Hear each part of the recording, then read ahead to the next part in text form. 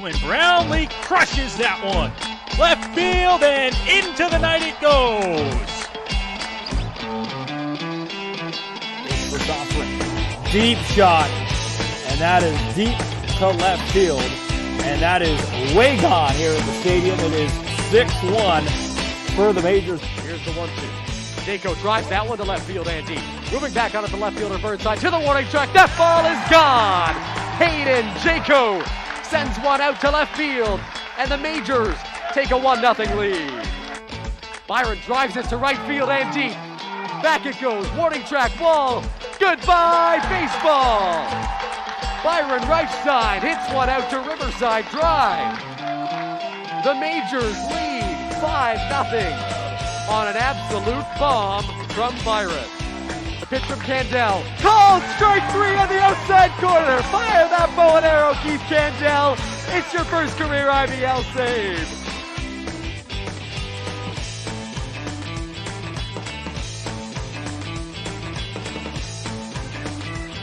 And no doubt about that one.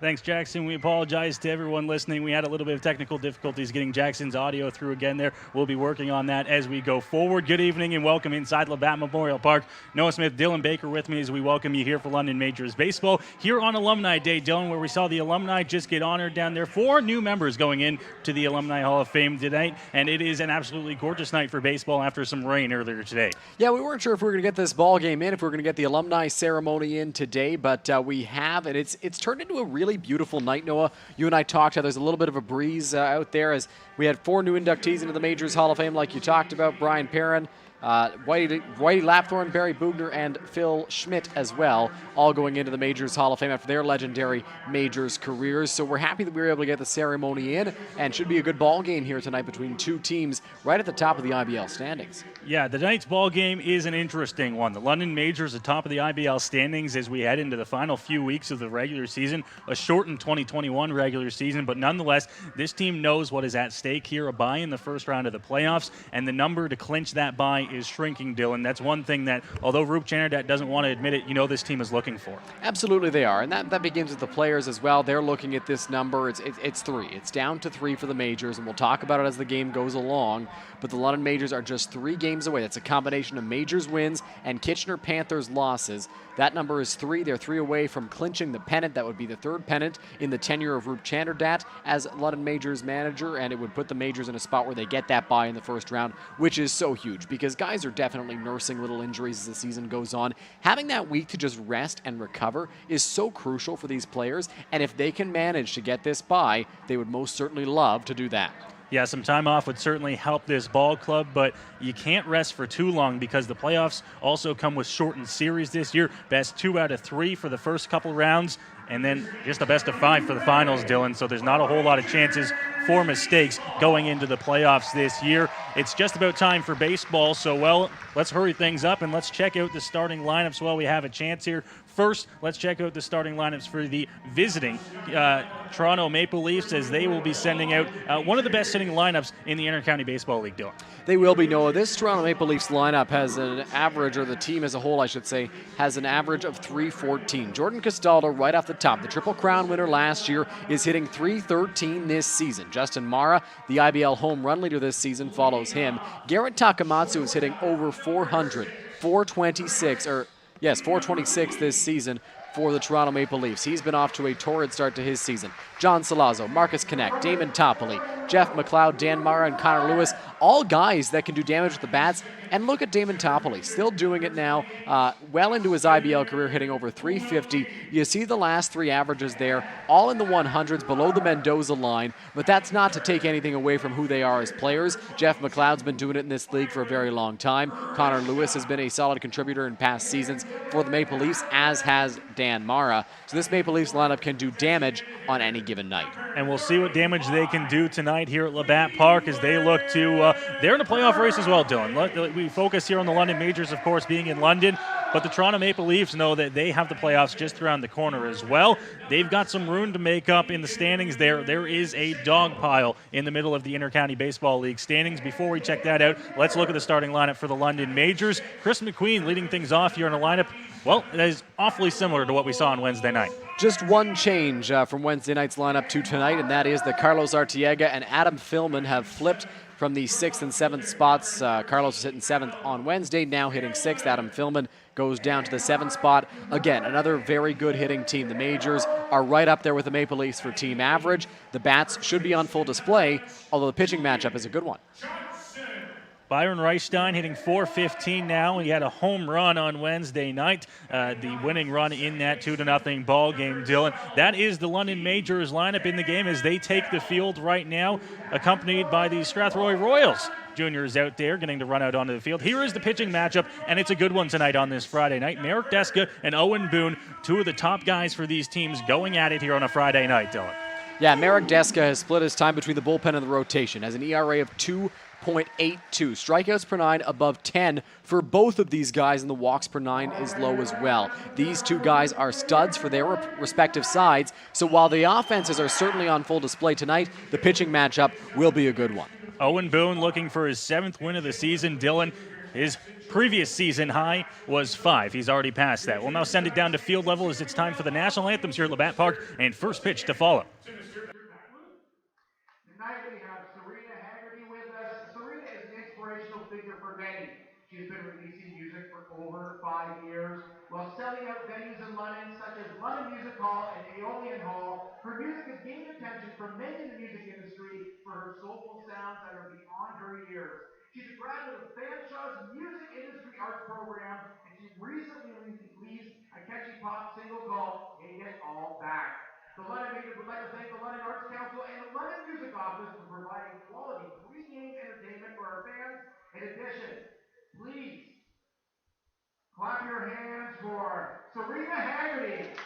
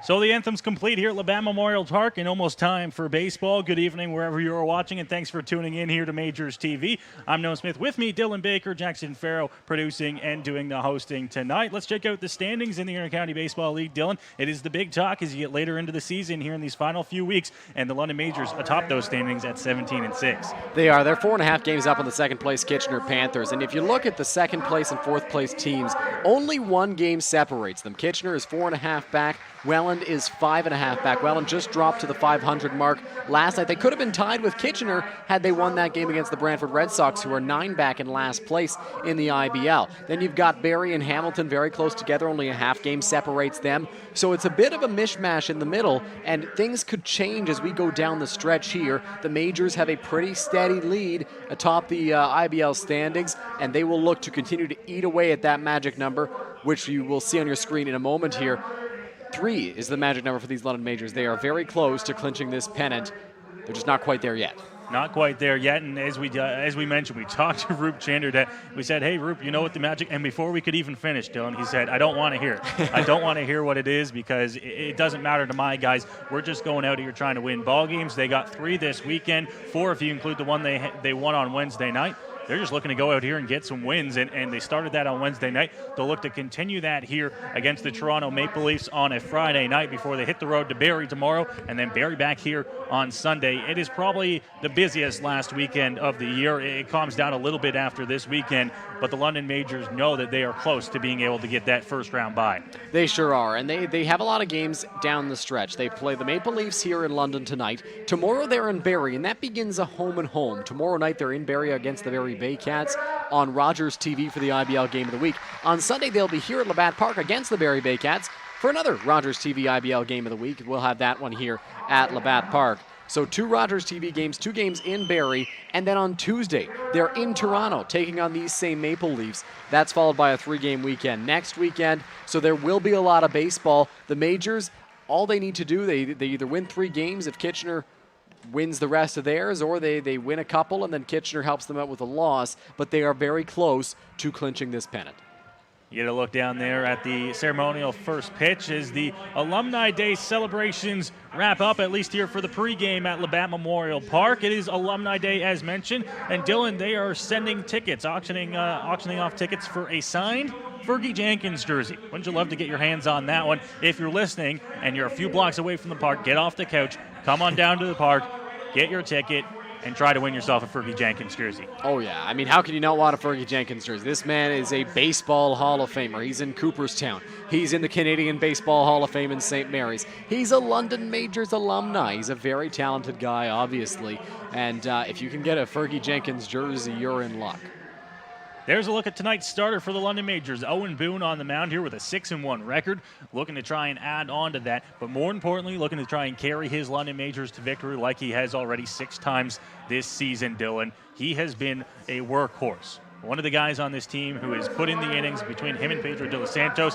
At least going into Wednesday's game, they contributed to over 50% of the Majors' innings pitched. These guys are going to be big down the stretch, and it's another big start here for Owen Boone. Yeah, I'm sure that number has gone down because neither Boone or Pedro started that game on Wednesday night. But going into Wednesday night's game, 52% of the Majors innings this season were pitched by Owen Boone and Pedro de los Santos. They've been heavily relied upon. They're the 2 horses at the front of this Majors rotation. They've been solid all year long, and Roop Chanderdat is going to look for continued production from those 2 guys as we get down the stretch. So we get ready for first pitch here at Labatt Memorial Park. It was a rainy mid-afternoon, working into about the time we got to the ballpark tonight, Dylan. It rained. We were having the conversation about, was this game going to go? And aren't we glad that we came to that decision, and everyone down here at Labatt Park came to that decision. It is a gorgeous night for baseball, and the fans have shown up here. Another good crowd at Labatt Park to take in this one. Yeah, we weren't sure what we'd get because of the rain, whether people would be spooked by the rain coming in, and they weren't sure if the game was going to take place. But a pretty healthy crowd here at Labatt Park to cheer on their Majors. So Boone's setting ready on the hill, getting ready to start this ball game. First pitch is going to be fouled off and out of play, so we're underway with the strike here at 7:40 p.m. Just past the scheduled start time. That's to be expected with pregame ceremonies, but we're happy that we were able to induct 4 members of the London Majors Hall of Fame. Boone ready here on the 0-1.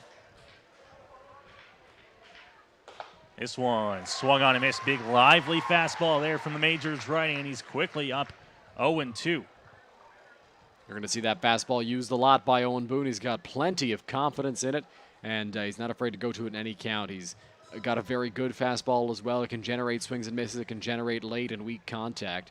if a player gets on it, they could send it a long way because it is a hard one. The 0-2 to Castaldo upstairs. He's going to miss on that one. With the fastball again. 1 ball and 2 strikes now. Castaldo, of course, a hitter you can't take lightly, even on an 0-2.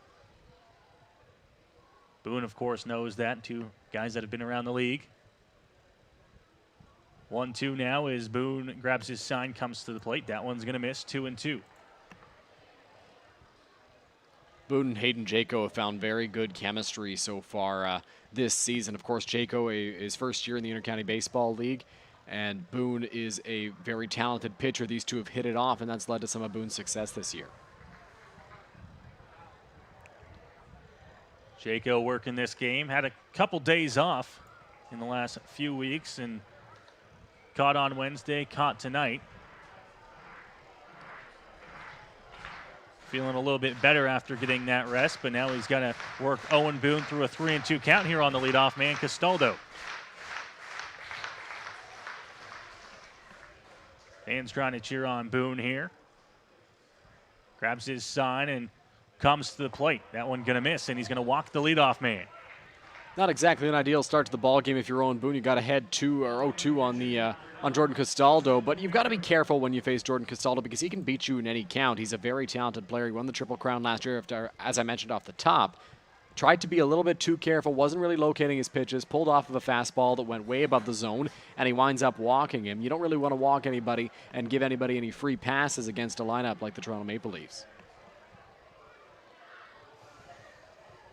Justin Mara to the plate now for the Leafs, and they have the leadoff man on. First pitch is there for a strike by Boone as he gets ahead of the number 2 hitter.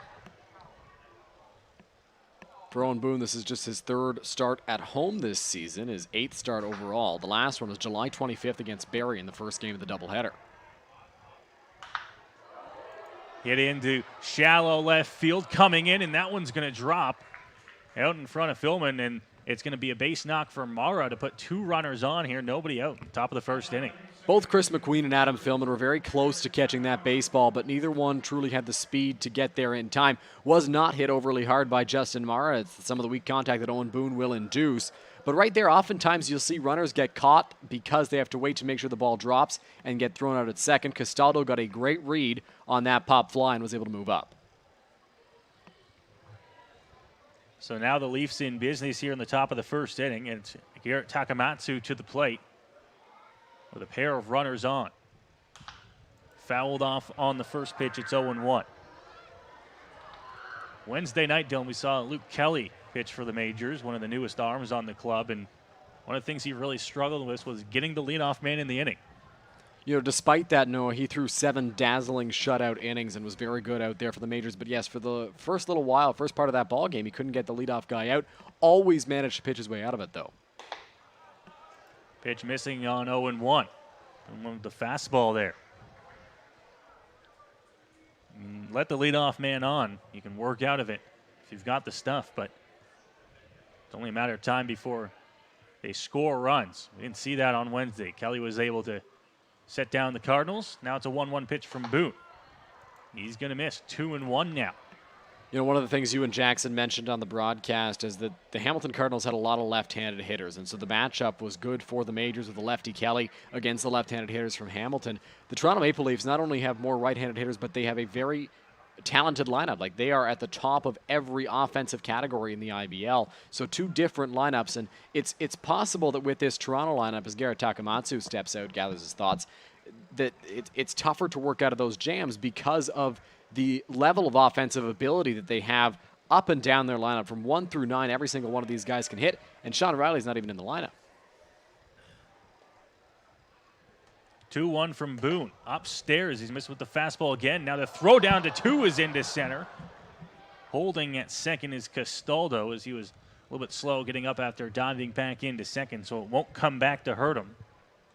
Yeah, Castaldo a little bit slow to get up after he dove back, and a little bit slow to get back to the bag, which caused Hayden Jaco to throw that ball to second base. Keith Candell was in there, but the throw just overshot his second baseman, so went into center field. Luckily, though, Castaldo didn't pick up on that, and Wilkie got in on it quickly to keep him at second base. So a 3-1 count now to Takamatsu. Swung on and missed on the fastball. A lively one from Boone early on here, and he's got him back to a full count. And that's why Owen Boone's fastball is so good. He can throw it in any count, generate a swing and a miss. And right there, he did just that. At a hitter's count, Takamatsu's geared up for that fastball, but Boone knows he can blow it by guys, and that's exactly what he did there. Boone ready after grabbing the sign from Jayco. Checks back at Castaldo on second briefly. Now he comes to the plate. This one fouled off and out of play. On deck, John Salazzo here for the Maple Leafs. Dylan, you mentioned it. Sean Riley not in the lineup tonight. We actually had graphics ready to go here as he was in the hunt for 1,000 hits, just 3 shy, and not in the lineup tonight for the Maple Leafs. Yeah, but this team can still put up big numbers offensively despite not having Riley in the lineup. You look at the batting averages off the top when we showed you the lineups, and that's your proof. 3-2 from Boone. Swing and a miss. Gets him down on strikes, and that is the first out of the inning. Another good fastball there from Owen Boone. He came back on 3-1 to Takamatsu with it and got a swing and a miss. Threw another one, got a foul ball. He knows that Takamatsu's not really seeing that fastball well. Sometimes when there's a foul ball hit right back at the screen, you can tell. The guy's right on it. He's just missing it. And that wasn't the case with Takamatsu's foul ball on the fastball. So Boone came right back with it, generated a swing and a miss, and that's his first out. A big first out at that, because one good pitch gets you out of this inning. Boone checking on the runner again. Here's Salazzo to the plate for the Leafs. First pitch is there for a strike, and he's ahead 0-1. So, sorry to interrupt you there, Noah. After you bust Takamatsu with 3 fastballs, you throw a changeup on John Salazzo. You change the speed. He wasn't ready for that changeup, just took it to make sure that he saw it, and it caught the outside corner for strike 1. 0-1. Fouled straight back by Salazzo. It's quickly 0-2. Boone seeming to get more and more comfort as this inning has rolled on, and he got ahead of Jordan Castaldo to start the ball game, but then lost him on a walk. As play has progressed here, he started to settle in a little bit more, and that's led to his first out, and now an 0-2 count on the cleanup man, John Salazzo. Looking for a big out number 2. Here is Owen Boone. Got Salazzo in an 0-2 count. Now the pitch. Hit into right field. Reichstein a couple steps in, and he's going to be there to make the grab. Both runners back. They'll go nowhere, and there's 2 gone. Byron Reichstein initially took a step back on that ball in right field, but then was able to move his way in. Jordan Castaldo made a smart decision over at second base. He could have tagged up and thought about going, but Castaldo's been around the league for a long time. He's a smart player. He knows exactly who is in right field. That's Byron Reichstein, and he's got a cannon of an arm. So he went halfway just in case that ball dropped in there, and he's able to scamper back to second base. First and second with 2 out. Boone is very close to wiggling his way out of this one. So after walking the leadoff man, giving out a single to Mara, he's got a strikeout and a fly out, and he's an out away from working out of the jam in the top of the first. Look from Boone. Comes to the plate, fouled straight back. Quickly 0-1. One thing Boone has done well tonight is getting ahead of batters. Talked about got ahead 0-2 before he walked the leadoff man. He's had himself in a couple 0-2 counts, and he's up 0-1 now. Yeah, he's gotten ahead of everybody he's faced pretty much, I think, with the exception of the number 2 hitter, Justin Mara. So he's been doing a good job at that. It's just putting guys away. And Boone's done a great job all season long of doing that. So we'll see if he settles in and is able to put guys away more consistently here. Pitch in the dirt. Connect taking that one outside. It's 1-1.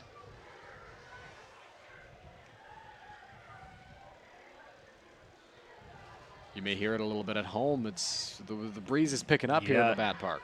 We had the system move through the area kind of from the west to the east, and now it looks like the wind is kind of picked up to come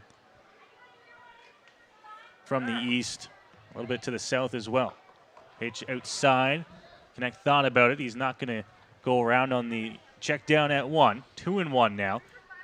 As we were saying, the wind's kind of blowing in from the scoreboard now.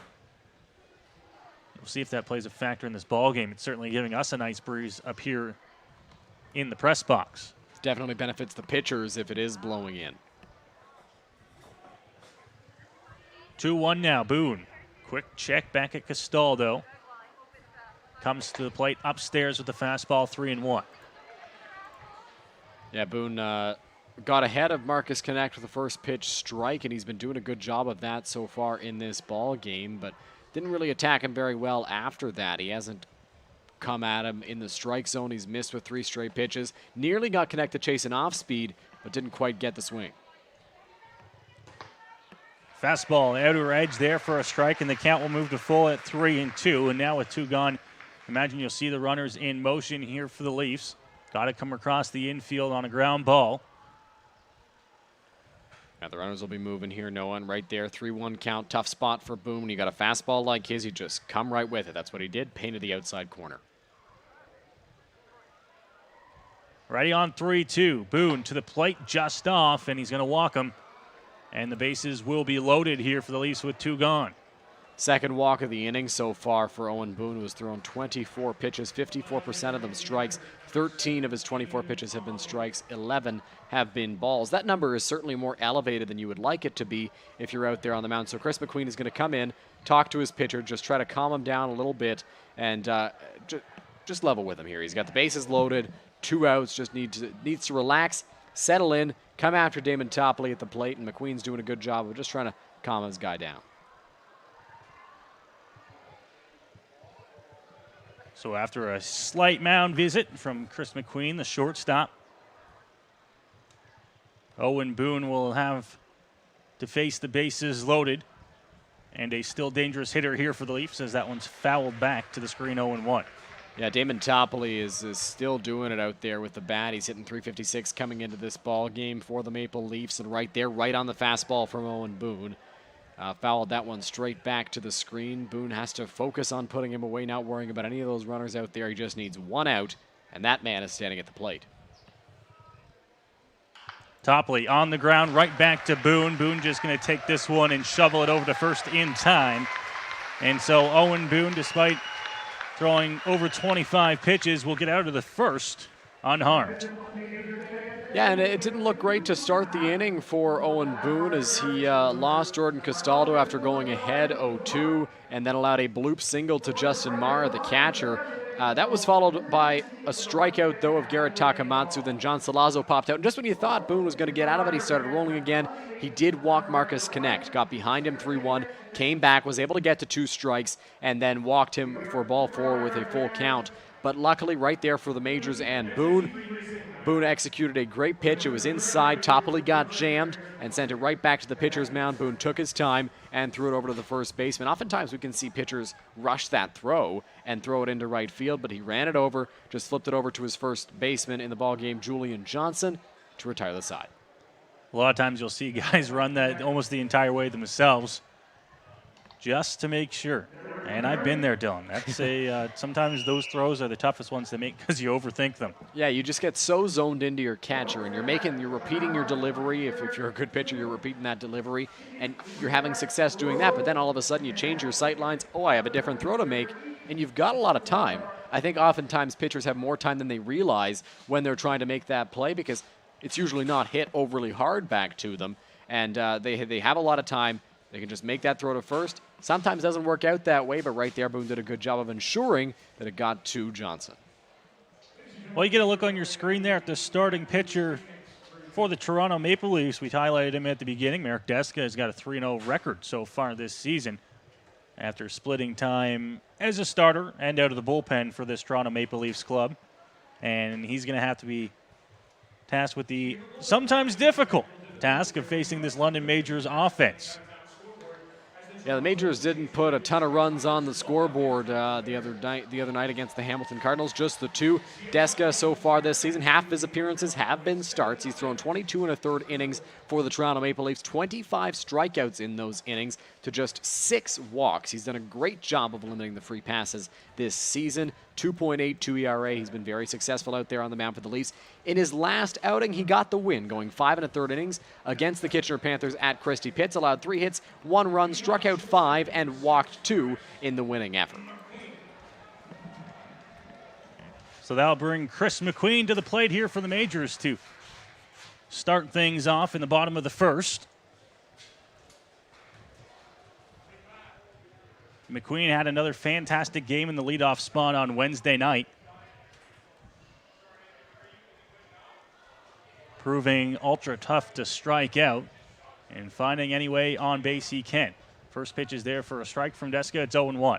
If you look at, Chris McQueen's walks and strikeouts, he's got 12 walks this season to just 5 strikeouts. When he puts himself in a tough spot out there at the plate, he seemingly always works out of it and doesn't strike out very often, as that pitch looked to be a little bit low, but it's a called strike nonetheless. So McQueen down 0-2, and you guys mentioned it on Wednesday night, he battles when he's in a 2-strike count. He battles, he fights, he tries to claw his way back and get himself on base, whether that's via the walk, whether it's via a base hit. He's going to have to do that here, down 0-2. 0-2 to McQueen. This one hit into center field and on a line, but there to make the catch, and there is one gone. All right, there, Connor Lewis got a good jump on that ball. Didn't take a step back, went right in, knew it wasn't hit overly hard off the bat of Chris McQueen, and he made the grab on the run. And McQueen didn't strike out there. That's the big thing with him. He doesn't strike out very often. Things can happen when you put the ball in play. If you got runners on base, first and second, and you strike out, all of a sudden that's an issue. Even if you're out, even if you're recording out, whether it's a fly out, that runner can move up from second to third, for example. Things can happen when you put the ball in play, and McQueen does just that. A swing and a miss there. It's 0-1 here on Austin Wilkie. Wilkie batting in the 2-hole for the second straight ball game. After the Wednesday night win over the Hamilton Cardinals, Roop Channerdat opting to keep the same lineup. Only one switch, and that's Philman and Arciega swapping spots. Deska working very quickly out there on the mound for the Toronto Maple Leafs. Wilkie was 0-4 with 2 strikeouts on Wednesday night. That one's across for a strike. Wilkie and a few of the fans here in attendance thought otherwise, but the count moves to 2-2. It's been a bit of a generous strike zone towards the Toronto Maple Leafs in this ball game. 2-2. Hit into right field. This one going to drop, and he's going to be on with a 1-out base hit. A good 2-strike battle there by Wilkie, and the Majors have a man aboard. Yeah, Wilkie did a good job of battling there as after he took a strike that he didn't think was in the strike zone, but he battled, like we mentioned, lined a ball into right field. Connect was nearly played perfectly, but it dropped in front of him before he could get there. That brings up Byron Reitstein to the plate. You talked about how Byron homered in the game against Hamilton. He went 3 for 3, homer, RBI, run scored, and a walk. He is on a 2-game homer streak, if you want to call that a streak, depending on your definition. Maybe 2 games isn't enough for you, but he's homered in back-to-back games. He'll look to continue that here against the Maple Leafs. First pitch across for a strike. 0-1 here on Byron. That home run in the 3rd inning on Wednesday night, the ultimate deciding run. The Majors went on to win that ball game 2-0. Pitch on the inner edge called a strike. 0-2 quickly here on Reichstein. Oftentimes we see Byron get aggressive early in counts. He feels that he can do more damage with the bat when he does that. 2 strikes taken there against Deska. Pitch on the outer edge. Deska doesn't get the call. It's a ball and 2 strikes. I think that's just Byron trying to figure out where the zone is. We saw a strike on Wilkie called that Wilkie didn't think was in a good spot. And sometimes when you see that when you're in the on-deck circle, it makes you want to take an extra one, see where it's at. Wilkie's off on the pitch. Reichstein hits it into the hole. Wilkie knows where to go. He's off to third. And the Majors are buzzing here in the bottom of the 1st. I'm not sure if that was a planned hit and run or if Wilkie was on the move and Byron just got a pitch he thought he could hit, but he roped it, or hit it hard, I should say, between the first and second baseman into right field, which allows Wilkie to move up to third base. Byron this season, the one downside to his new aggressive approach, and you can read all about that on Game Day London. Todd Devlin wrote a great article about Byron's new approach at the plate. He strikes out more often than he has in past years. 20 strikeouts. Right there, he got down 0-2, did not fear. He took a ball and then hit a hard ground ball in the hole, allowing Wilkie to move up to third base, putting Cleveland Brownlee in a good RBI spot. Cleveland maybe not with the average that you're used to seeing from him, but he is hitting .303 with runners in scoring position. First pitch, Brownlee swings through the off speed, and it's 0-1. The average not where Brownlee would love it to be this season. Still producing at the plate, though, as far as Majors are concerned. 0-1. Fastball called a strike. Cleve didn't like it. It's 0-2. Yeah, looked to perhaps be a little bit low on Cleveland Brownlee. He's a big guy, obviously, standing in that batter's box, and just did get the outside corner according to the home plate umpire. And so now he's down 0-2. 0-2 now. Deska in a good spot here against Brownlee. This one, off-speed, hit into left field, and it's dropping. In to score comes Austin Wilkie, and a Cleveland Brownlee RBI single puts the Majors out in front. Cleveland, we talked about how the average is a little bit down this season. He's been hitting the ball hard all year long. It's just happened to be right at people. Right there, seemingly right at Jeff McLeod out in left field. He let it drop as it was close. He didn't know if he should dive or if he should just let it drop. He did just that, and I thought for a moment, Noah, I thought it got past him, and that could have been even more trouble for the Toronto Maple Leafs. He was able to knock it down, keep it around him. He didn't field it cleanly off the bounce. Byron stays at second base. He had to wait for that ball to drop, but Austin Wilkie scores the first run of the ball game.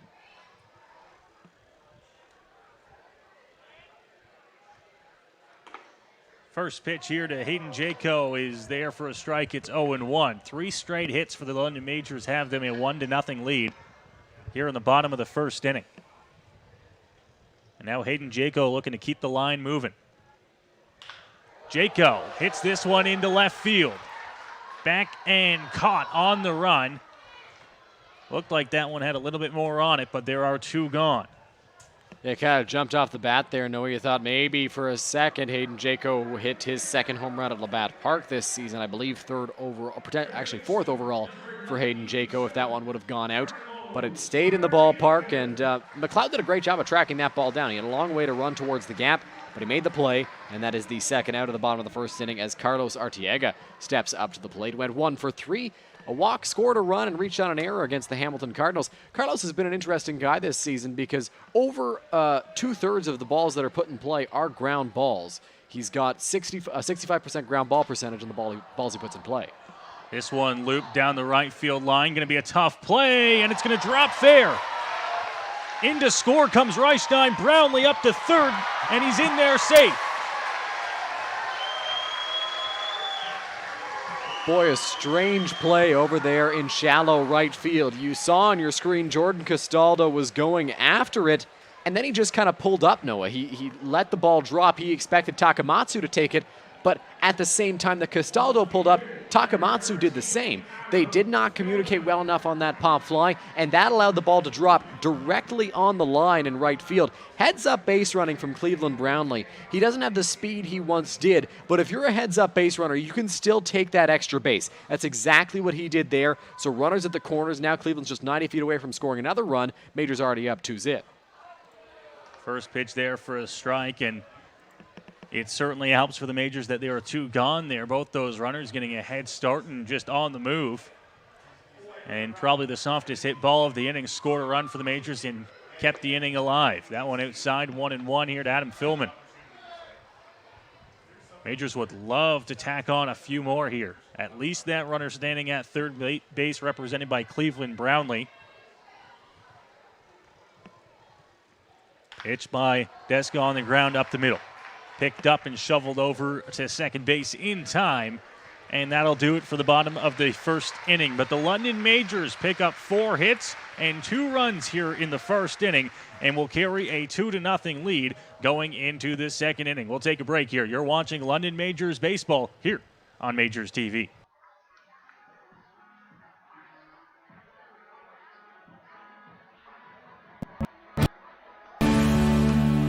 Welcome to Labatt Park, the world's oldest baseball grounds. To walk the same field as some of baseball's most legendary players.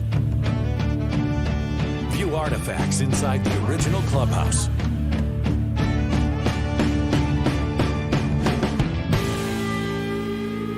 Book your tour at labattparktours.ca.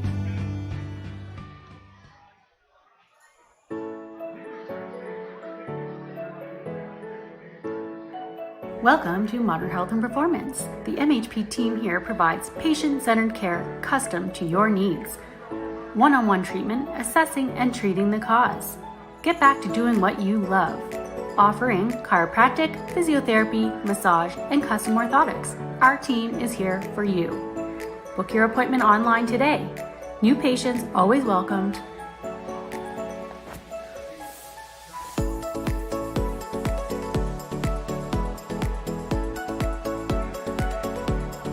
Dr. Alex Coulson, official chiropractor of the London Majors. I'm looking for the silver lining, so tell me where it hides. I know I got some lightning, currents running through me. I found that silver lining on the inside of me. Yeah. To the second inning we go here at Labatt Memorial Park. The London Majors picked up 2 runs in the bottom of the first, and they lead 2-0 here in this ball game, Dylan. It didn't look good to start the game as the Leafs got 2 guys on in the top of the first, but Owen Boone was able to shut him down, and then that offense that he loves to have behind him got him 2 runs in the bottom of the first. You know, any pitcher would love to have the offense the Majors do and the offense the Leafs do behind them, and the Majors were able to put 2 runs up on the scoreboard on a Cleveland Brownlee line drive single and then a Carlos Artiega. A little bloop single, a little miscommunication caused that to be a base hit, and 2-0 Majors here in the second. Fouled off the end of the bat there, and it's quickly 0-2 now.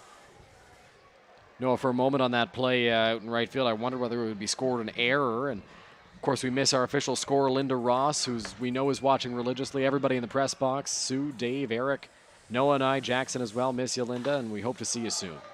Hit on the ground is short. McQueen with a nice glove over to 1 in time. And oh boy, he makes it look easy over there at shortstop, doesn't he, Dylan? He sure does. No matter where he's playing, he played center field in the home opener, Noah. He's played second base most of the year. Now is flip-flop with Keith Candell. He's over at shortstop. Keith is at second base. Chris McQueen can pick it wherever he is, and that's exactly what he did there. Nice glove and a strong throw over to first. He's always reliable defensively for the Majors and records the first out of the inning. Pitch is in for a strike, 0-1 here. So after Boone gets the leadoff man on a ground out, he gets up 0-1 here on Dan Mara, one of the 2 Mara brothers in the lineup tonight. The third we might see later in the ball game out of the pen, perhaps. I think he pitched earlier this week. Earlier Tuesday, maybe? Yeah, against the Barrie Baycats whenever they were up in Barrie for that game. 1-2 now, and Boone continuing to work ahead. Got a 1-2 count here on Mara. This one popped up, and Jaco will give it a look, but it's going to be out of play. And again, Noah, Boone continues to attack with these first pitch strikes. I believe he hasn't missed a batter on these first pitch strikes so far in this ball game. Everybody's gotten a strike to start their at-bats off. He's lost a few to walks, but has done a good job of battling back here after those early walks in the ball game.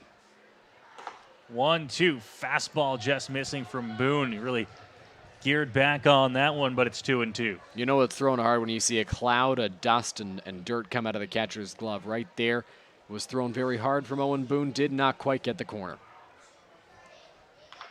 2-2, hit softly on the ground. Artiega at third. Strong throw to 1 in time. And there are 2 gone. You know, we talked about Chris McQueen's ability defensively. The entire Majors infield can really do a good job, no matter where you put them. Whether you want to put Keith Candell over at third base, shift everybody over 1 position to the left, shift everybody over 1 position to the right. Those 3 guys, Artiega, McQueen, and Candell, can all play Third, any of the field. Short, second. Exactly. Johnson at first can play first or third. It is a very versatile infield. It sure is, Noah, and everybody can play every position with such confidence, and they can play so well. It's been a major asset and a valuable one at that for the Majors. Pitch outside, missing 1-0 here. Owen Boone's got 2 outs in the top of the second inning. His London Majors out in front 2-0 here early in this ball game. There's 2 runs coming back in the bottom of the first. Ball hit into right field. Reichstein freezes, took a couple steps back. He's right there, and that'll do it for the inning. So no harm here in the top of the second inning. Owen Boone works through it on a couple ground outs and a fly out to right. And we will go to the bottom of the second inning. The Majors still out in front 2-0. Yeah, great bounce back inning there for Owen Boone after running into a little bit of trouble in the first. right there, just 11 pitches thrown in the second inning compared to 26 in the first inning. Also threw significantly more strikes. 8 of his 11 pitches were for strikes. That's 72% compared to just 57 in the first inning. When he's throwing strikes, he's going to have success. He seems to have found the strike zone where the home plate umpire has it. He seems to be able to work in that zone, and that's going to be the key to Owen Boone's success, this in this ball game. Right there, Byron Reichstein on that last play did a good job of freezing, waiting for that ball to come in. It wasn't hit hard, but those can be tricky because you don't know whether you need to go back. It's hit on a line. You don't know how much carry the ball's going to have, but the wind is blowing in, and it's probably blowing more than we've seen it all season long, Noah. And Byron did a good job staying in and making the grab. So we get ready here for the bottom of the second inning from Labatt Memorial Park. Some fans continuing to just stroll in here as we go to the bottom of the second inning and grab their seats. And we'll like to give everyone a pat on the back, if you will, Dylan, for coming out to the ballpark this year. We've said it a few times on broadcast so far. Really nice to see the fans filling in the seats here at Labatt Park this season. We've seen a few crowds that were close, if not at that sellout number that the Majors are at. 75% capacity here at Labatt Park, and another good crowd on hand here this Friday night. Yeah, the London Majors fans have really come out in droves this season. They've done a really good job of supporting this team. Obviously, I'm sure that it helps that the Majors have been so successful all year long, but fans have consistently come out. We've had at least 1,000 fans, I would think, for every game so far this season, including the home opener. And the next game after that, where the capacity was just, I believe, 1,300, Noah, if I'm not mistaken, 1,100 perhaps, now at 3,300. And I think we've had close to that number at least a few times. And the fans, there's always 1,000 plus of them here at Labatt Park. Deska ready to work here in the bottom of the second. Johnson hits one off the end of the bat into center field, and it's going to drop for a base hit. You don't always got to hit it hard. You just got to find the right spot, and it proved there by Julian Johnson, who's on with a leadoff base hit. Yeah, Julian Johnson has hit a lot of extra base hits this season, Noah. Going into this game, I believe it was 9 of his 19 hits this year were for extra bases, doubles and home runs. Does not have a triple yet on the year. That's just a little bloop single, and that's not what we're used to seeing from Johnson, who always puts a charge into the ball when he puts them in play. And right there, just looped in, is a base hit, and he's 1 for 1 in the box score.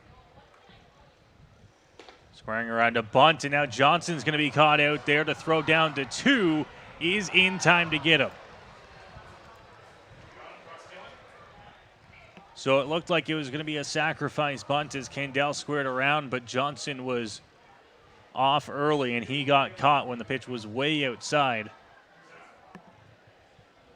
Yeah, I mean, Keith Candell pulled back the bunt attempt. Johnson got too excited. With Marek Deska, you've got to beware of that breaking ball. It's exactly what Candell got there as he fouls that one off for strike 1. Keith squared around a bunt, and Johnson just tried to get a head start to ensure that he gets into second base. Obviously doesn't have blazing speed out there. Wanted to make sure he would get to that second base bag if Candell was able to lay the bunt down. Fortunately wasn't able to, and then gets caught stealing. That one off the plate, 2-1 now. So Candell's going to have to start the inning again here for the Majors with 1 gone. Pitch hammered down the line, and it's foul. Candell can't believe it. And from up here, I don't blame him. Yeah, that looked very close to being a fair ball for the London Majors, and Keith Candell, he turned and he asked the home plate umpire and then motions to the third base umpire, just not exactly what Candell was hoping for on that play. He thought that one was fair, and it looked very close to being fair. Wish I could have had a camera angle for you on that one, but almost extra bases for Keith Candell. He's going to take this one and line it into center, but right at the center fielder, and there's 2 gone. It's got to be frustrating if you're Keith Candell out there. You thought you had extra bases. The call doesn't go your way on the ball down the third base line, and then you line out. You hit it hard again, but right at the center fielder. So it's the second out of the inning with Johnson getting thrown out. Much different inning than the way it started with a little bloop base hit. Majors might have been in business. They had a runner on, and then Johnson gets caught stealing. Candell doesn't get the ground ball to be fair, and he lines out to center field, so now 2 outs for the top of the order. Great for Merrick Deska on the mound here for the Leafs as he's got 2 gone in the bottom of the second inning. Back to the top of the London Majors order, though, as it's Chris McQueen. First pitch is there for a strike to McQueen, 0-1, and McQueen lined out to center. And his first at-bat before the Majors got stuff going, and now he hits this one into shallow left center field. It's going to be a tough play coming in again, and he is there to make the catch. A long run to come and get that one, but that'll do it for the inning. So the Majors go quietly here in the bottom of the second inning and hold on to that 2-0 lead. We'll go to break here. Majors leading 2-0. You're watching London Majors baseball here on Majors TV. Visit your local McDonald's to buy a Happy Meal and round up your order, or visit rmhc-swo.ca.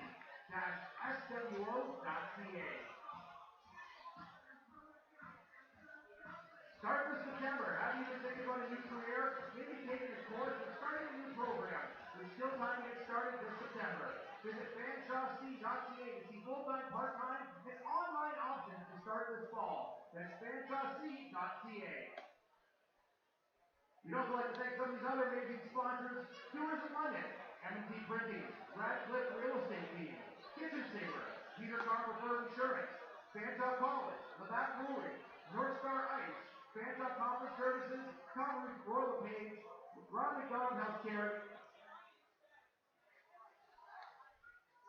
Gotham Studios, Railway City Brewery, Matt Buttons Against Drunk Driving, Dr. Alex Wolfson Chiropractic, Cadova, Great Canadian Bus Lines, Team Sports, London Sports Express, Morton Foods, Coca-Cola, Nova Design Studio, Canada Bread, Centerfield Sports, and Rawlins, Canada. We've reached the other time scoreboard in Major County Baseball. We only one other team taking place. The Cardinals are a Brandon Big Red Sox, no score there. Well, welcome you back here to Labatt Memorial Park as we get set to start the third inning here. One other game going on in the Inter-County Baseball League tonight. We check out the out-of-town scoreboard. Hamilton, an early 2-0 lead over the Brantford Red Sox at Arnold Anderson Stadium. And then those Toronto Blue Jays and Detroit Tigers doing battle again. 1-1 the score there, I believe, in the fourth inning, Dylan.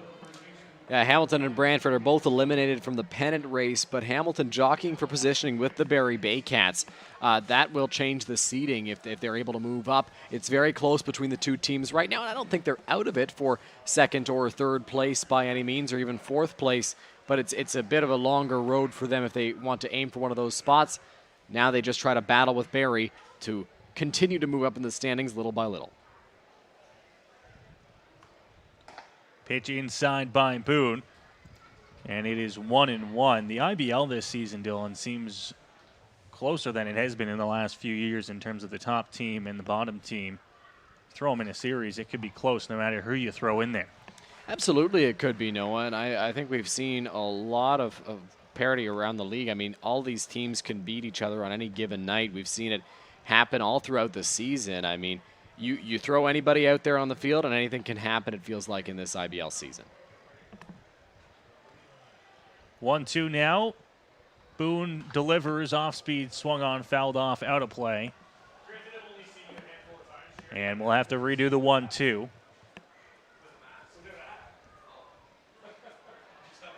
Breeze still blowing in here at Labatt Park as we move into the third inning. Here's Owen Boone. This one hit off the end of the bat. Arteaga's going to have to barehand it. Throw to one in time. What a play. Great play over at third base by Carlos Arteaga, the third baseman. We talked, I believe in the last inning, Noah, about the defensive ability of this Majors infield. Carlos came in, barehanded it on the run throw, and the natural shortstop can make that play any day of the week over at third base. And a great stretch by Julian Johnson, the first baseman, getting off that bag just a little bit further to ensure that he made the play before Castaldo got to first base, recording the first out of the inning. The type of plays that'll really keep you winning ball games down the stretch are those ones. And the Majors infield doing just that. Little change up there from Owen Boone, sorry, Noah, and Mara swung right through it. He singled in his first at-bat. This one hits sky high. Center field, a couple steps back, and now coming in is Wilkie, and there's 2 gone. Good pitch there from Owen Boone to induce the fly ball out to center field. Boone so far, after that first inning where he ran into a little bit of trouble, has been working very quickly and has been doing a good job out there on the mound of attacking these Toronto Maple Leafs. He's come in the strike zone early in every count. He's had a first pitch strike to every batter he's faced so far in this ball game. And when he's pitching in the strike zone, he's got the stuff to work in the zone and still have success, is what he's been doing so far. So Owen Boone's got 2 quick outs here in the top of the 3rd. Against the top of this Leafs lineup. Fastball missing, and Owen Boone, I think, was questioning where that one was as well. Trying to get used to this strike zone. Boone ready on 1-1. Big swing and a miss. It's Takamatsu to go right through that fastball. 1-1 now on the Leafs' 3-hole hitter.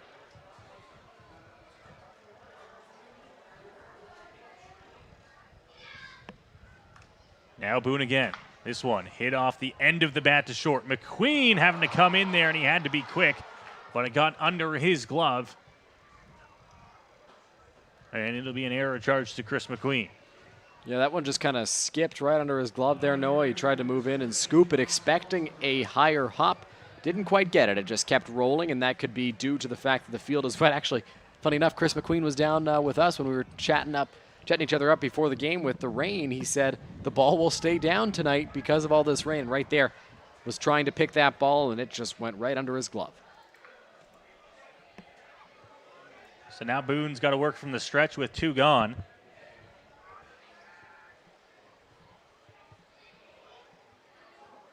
Trying to get out of this top of the 3rd inning. After getting his ground ball, but not getting it out. Now he gets a swing and a miss.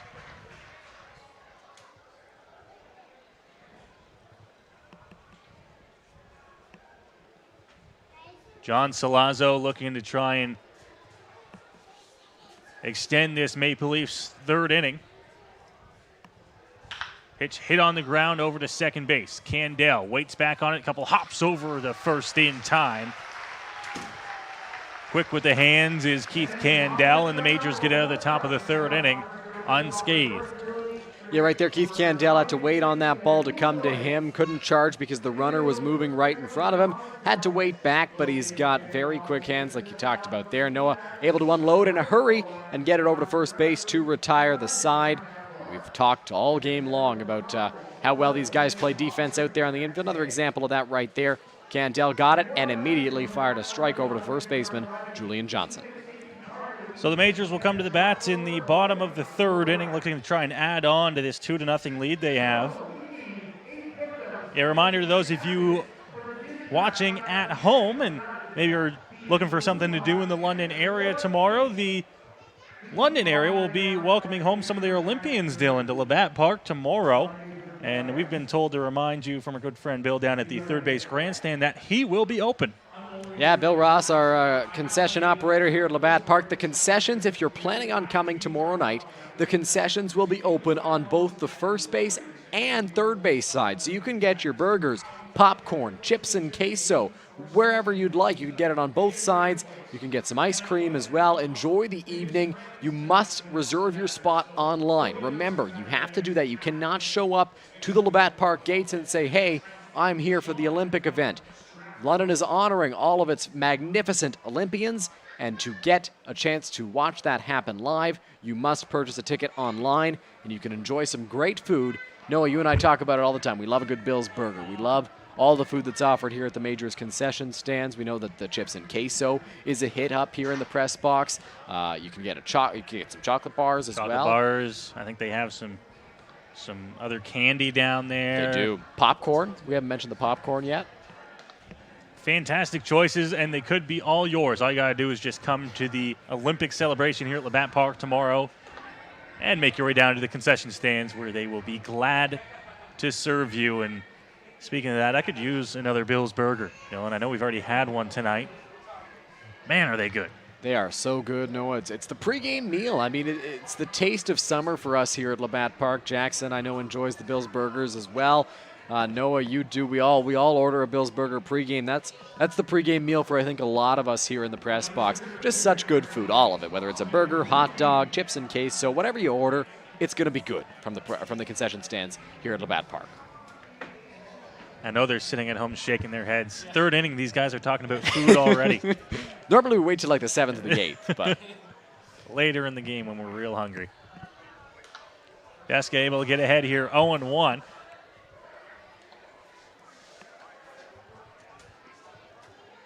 Austin Wilkie at the plate here. Got things started for the Majors.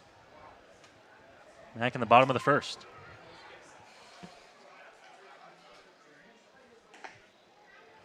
Pitch outside, it's 1-1.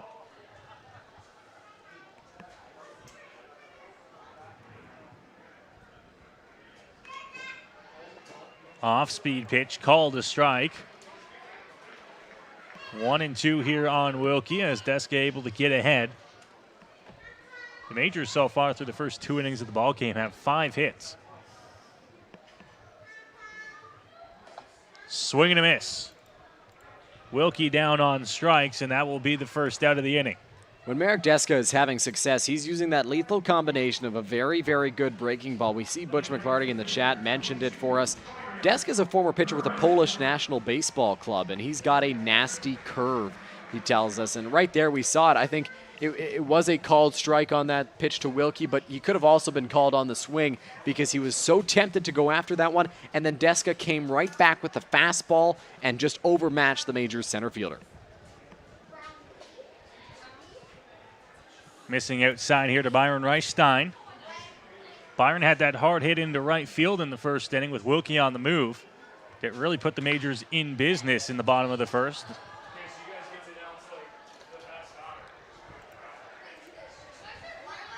One and one out of play now, and of course we talked about how Byron had a fantastic day on Wednesday, pushing his average over 400 on the season.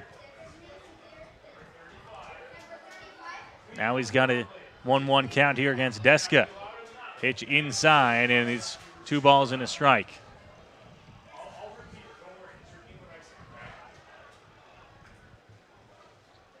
Deska ready again. Fouled off by Reichstein at the plate. That one back to the screen. And the count even up at 2-2.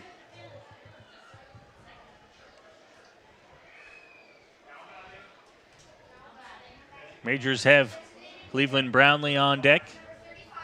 And Brownlee will get to bat here in the third. And they'll see whether or not he gets the bat with a man on, as now this one hit fair territory. And Byron not even going to run this one out, as he is going to be thrown out at first base, 2 gone.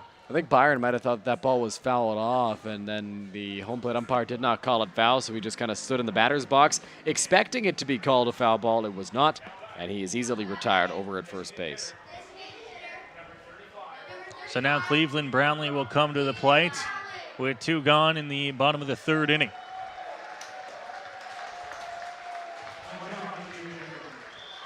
And we'll see the Leafs outfield take notice and give a couple steps back and into the left field shift.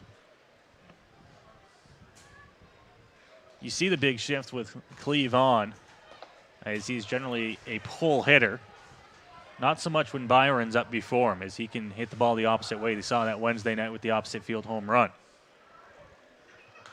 Now Brownlee fouls it off out of play, 1-1.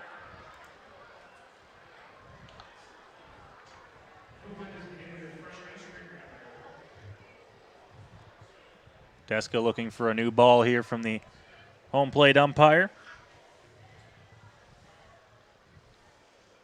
Finally, they settle on one down there at the plate and get ready for this 1-1 pitch. Were you picky about the balls that were given to you by the home plate umpire when you were pitching there, Noah? I was, but I think for the opposite reason. I like the ones that were all torn up. Interesting. It is interesting. It's probably why I never went anywhere. That and many other reasons. 1-1 to Brownlee there for a strike. It's 1-2. And that one was right there, but as soon as Cleveland gives that look, everyone in the seats thinks it's a bad one too. It looked like it might have been a little bit off the outside corner, Noah, but Brownlee gets a called strike on him. Didn't like a called strike in his first plate appearance either, but was able to battle back and record a RBI single. Gonna have to do that here as he takes a ball there, and it's 2-2. Cleveland can battle with 2 strikes. We've seen it happen before, but we'll see if Deska tries to tempt him with a breaking ball here. The 2-2. Brownlee right back up the middle, and it's going to be a base hit for Cleve. So the big man's on with 2 gone here after the single.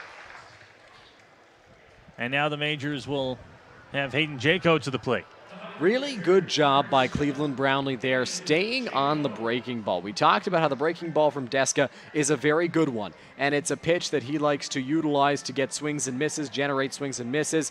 Cleveland's a guy who can fall for a breaker every once in a while. He can chase right there, stayed right on it, waited for it, was able to line it right back up the middle into center field, past the leap of Garrett Takamatsu, who was shifted up the middle because Cleveland obviously pulls a lot of baseballs when he's up at the plate. Takamatsu leapt up, was unable to make the grab, and Cleveland's 2 for 2 with 2 hard-hit balls in the ball game, Noah.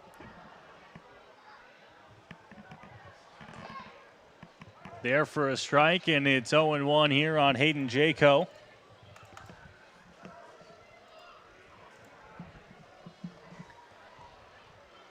Jaco getting to bat here after the Cleveland Brownlee single. Extends the inning here for the Majors. Pitch off the plate there, 1-1. Would have been nice if the Majors were able to get a couple of guys on for Cleveland, perhaps a runner in scoring position, and he could have driven somebody home, but unfortunately did not work out with Wilkie swinging and missing and being a little overmatched in his plate appearance. Jaco thought about it, check swing, and fouled it off towards the Leafs dugout.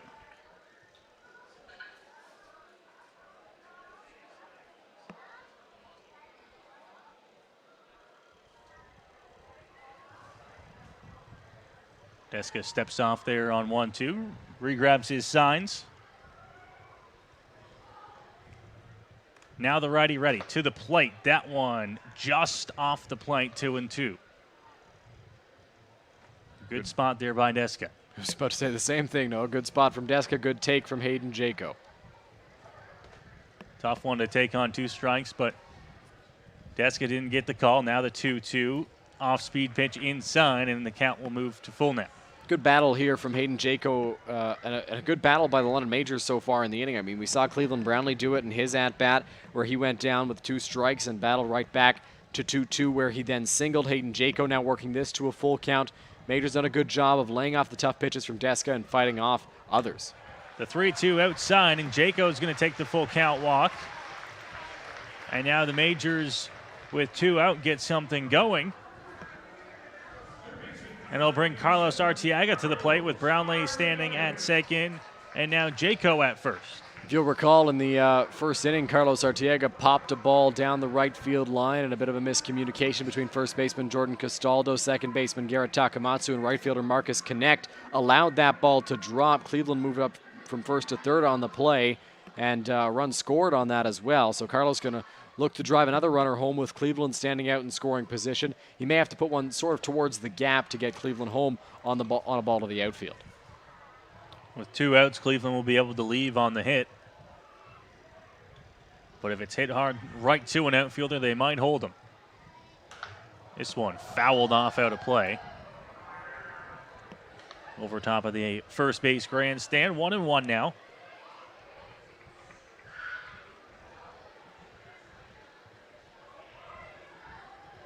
Temperatures really dropped a little bit here at Labatt Park. At least it feels like it up here in the press box. That wind coming in from center certainly helps. 1-1. Deska to the plate. Fastball just off, and it's 2-1.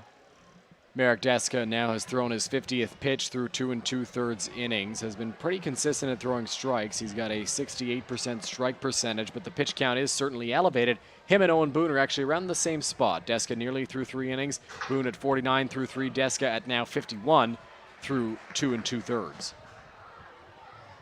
So 3-1 here to Arteaga. Philman stands on deck here for the Pinstripes. And Deska looking to try and work here through the 3rd. Off the plate, ball 4. So that'll walk Arteaga, and now Philman will come to bat with the bases loaded. Carlos Arteaga has a very good on-base percentage. He'll get a lot of hits, but he'll also take his walks. He's batting .329 this season. He's got an on-base percentage of .416. That's nearly 100 points above his batting average. He will take those free passes when they are given to him, and that's exactly what he did there. Reaching first base with a walk, loading the bases for Adam Philman. And Noah, if you'll recall, on Sunday afternoon, had a very big grand slam against the Kitchener Panthers in Kitchener at Jack Couch Park off the scoreboard. He takes the first pitch for a ball, 1-0. Philman, a guy that is really proven to be a big hand for this London Majors club this summer. Fouls it off out of play. It's 1-1. We'll hear from him later, as our own Jackson Farrow had a chance to talk with him before the ball game. An interesting guy, Noah, coming over from out west, and he's been a major contributor, especially lately for the London Majors after a bit of a slow start. And Jackson talks about that and some of the challenges he's had to face since coming over to the Majors in his great interview. Gets away on 1-1, and Cleveland Brownlee's going to be able to score from third. And so the Majors tack one on here. It's 3-0. We'll see how they rule that one on the pitch that just got away from the catcher. And it's going to be a pass ball, we're told, as it got past Justin Mara. It looked like a fastball from Deska that maybe had a little bit of late life on it. Mara reached out, was unable to make the grab, and so it'll be a pass ball charge to him. It allows all the runners to take 90 feet. Cleveland Brownlee comes in to score, and the Majors are up 3-0. And still in a good spot here to tack on a few more runs. Philman fouls this one off down the right field line into the seats, and the count will move to 2-2. Philman grounded into a fielder's choices last time up. Dan Mara flipped to Garrett Takamatsu to end the first inning. Now has two runners in scoring position, although there are two away here in the bottom of the third. 2-2 now. This one hit over to third on a hop. Strong throw across the diamond is in time to get Philman. So the Majors will grab just one here in the third. But that third run puts him up 3-0 here as we go to the fourth. You're watching London Majors baseball here on MajorsTV. Welcome to Labatt Park, the world's oldest baseball grounds.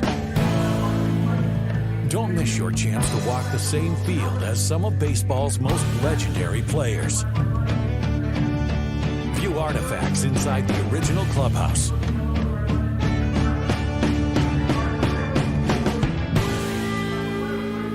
Book your tour at labattparktours.ca. A reminder, visit our team store under the main grandstand and access all your maintenance in the area. Welcome to Modern Health and Performance. The MHP team here provides patient-centered care custom to your needs. One-on-one treatment, assessing and treating the cause. Get back to doing what you love. Offering chiropractic, physiotherapy, massage, and custom orthotics. Our team is here for you. Book your appointment online today. New patients always welcomed.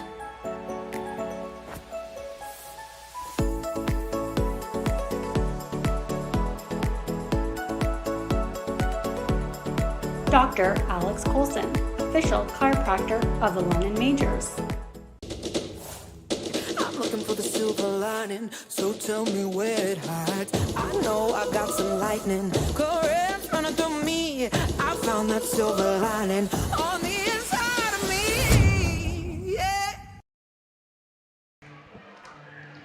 We go to the fourth here at Labatt Memorial Park, and the London Majors, Dylan, have been able to tack on another run here in the bottom of the third, and they lead 3-0 on 6 hits in the ballgame. Yeah, they've gotten a lot of hits off of Merrick Deska so far, and one of the things that they have done is they've battled deep in counts. At times they do fall behind against Deska, but they're always able to fight off the tough pitches. They lay off the pitches that are just outside of the strike zone, and it's been, I'm sure, frustrating for Deska out there on the mound. He hasn't thrown any real bad pitches throughout the ballgame. No mistakes that have gone a long way. No pitches well out of the strike zone. It's just been the Majors done a good job of laying off and picking and choosing which ones they want to hit. Missing inside there. 1-0. You got to keep in mind the Majors putting that run up in the bottom of the third, doing so with 2 outs, Dylan.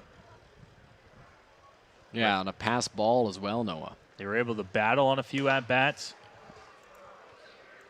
Get a couple guys on base, and then, well, sometimes that's all you got to do. Get the guys on base, and then the pass ball scores the run, and they have a 3-0 lead. 2-0 delivery for Boone is there for a strike to get him back into the count. Boone nearing the 50-pitch plateau as well.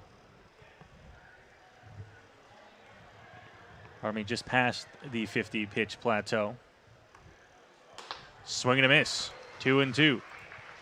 Yeah, Boone up at 53 pitches now in the ball game for the Majors.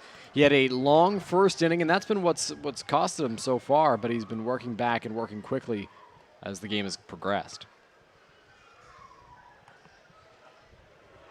Breaking ball in the dirt, and the count will move to 3-2. Really, the pitch count you'll take that as a welcome sign after the first inning that he had, where he threw over 25 pitches, if I'm not mistaken, Dylan, and yeah, kind of worked himself back into the game here in a position that will allow him to throw into the heart of this game. Pitch upstairs, and that leadoff walk's not going to help. That was the first batter that Owen Boone did not throw a first pitch strike to in this ball game, and it's the second time today that Owen Boone has lost Marcus Connect on a walk. He walked him in the first inning after getting ahead 0-1, and then through 3 straight balls got a strike and then ball 4. Bit of a different plate appearance there for Connect. Took the first 2, then got a strike looking, strike swinging, and then 2 balls right after that, so he stands over at first base.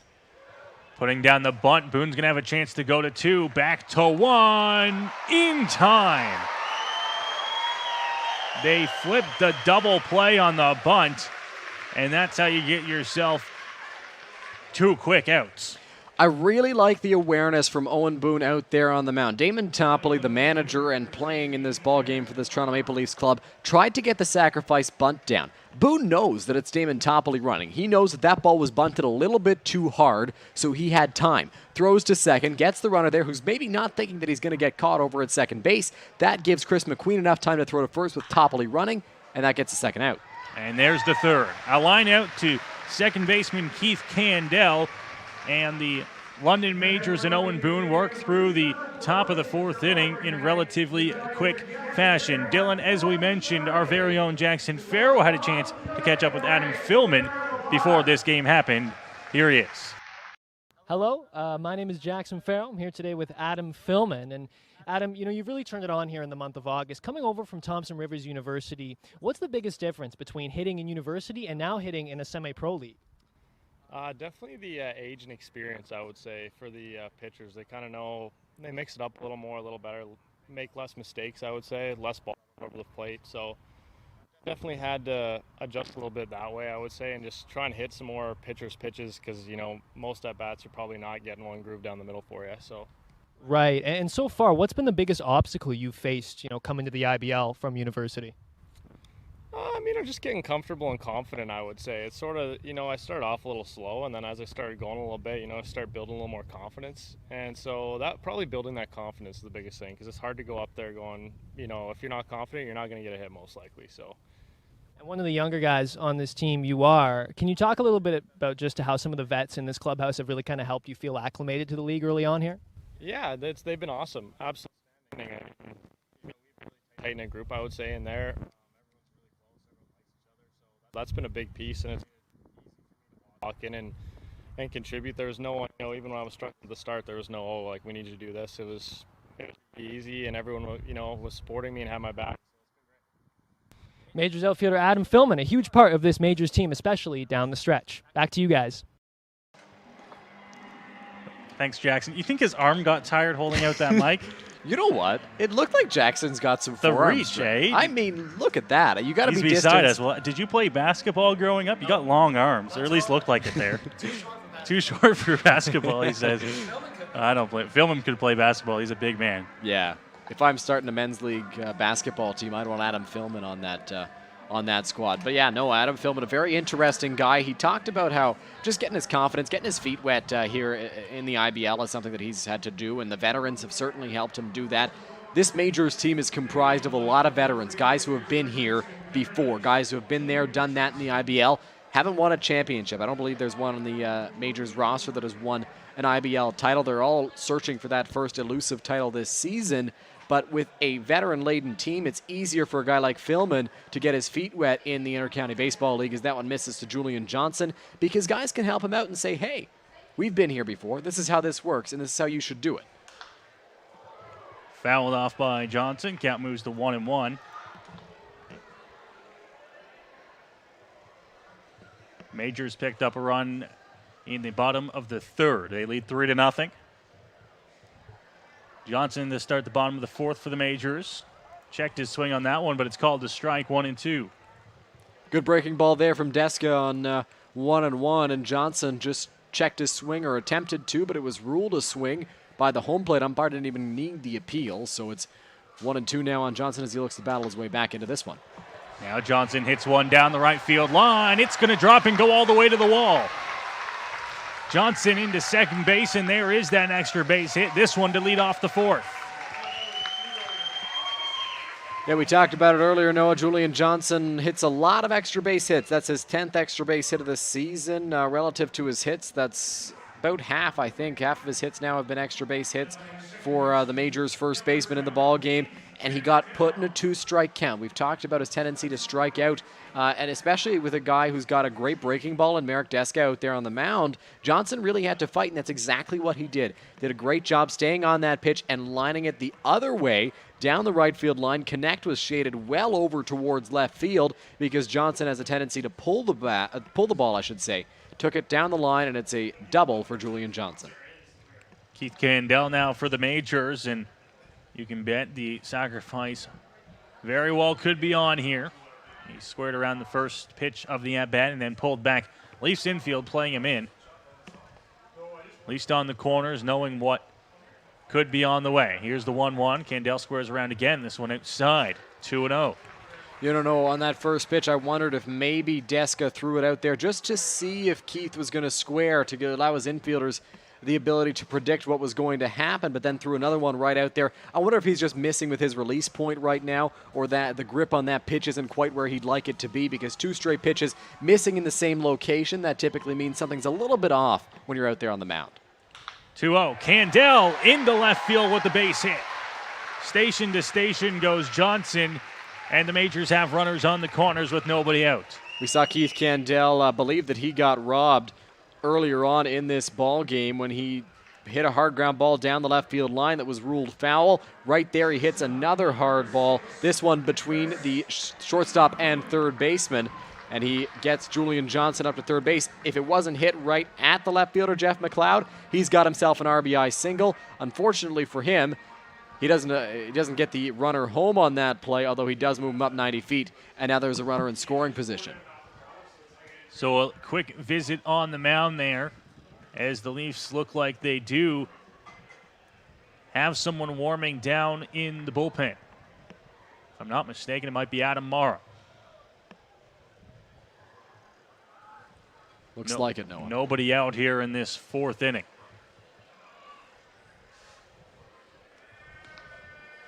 And Chris McQueen at the plate here for the Majors.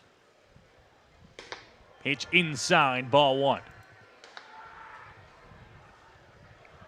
Marek Deska hearing a little bit from this home Majors crowd as the game goes on here.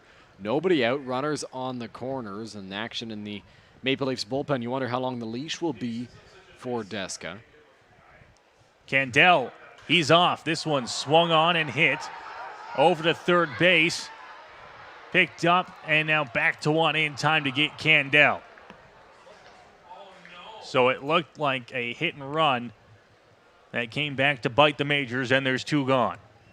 Noah, did Keith Candell run straight back to the base after that ball was hit in the air? It looked like he might have kept going a little bit, and Jonathan Salazzo, the third baseman, was right there to make the grab, and Keith was out by a mile over at first base. He was on the move on the hit and run, just backfired for the Majors, and that causes a double play. So in a much different spot, if that's a base hit from Chris McQueen, then all of a sudden a run's home. You still have 2 guys on. Now you got 1 guy on with 2 out.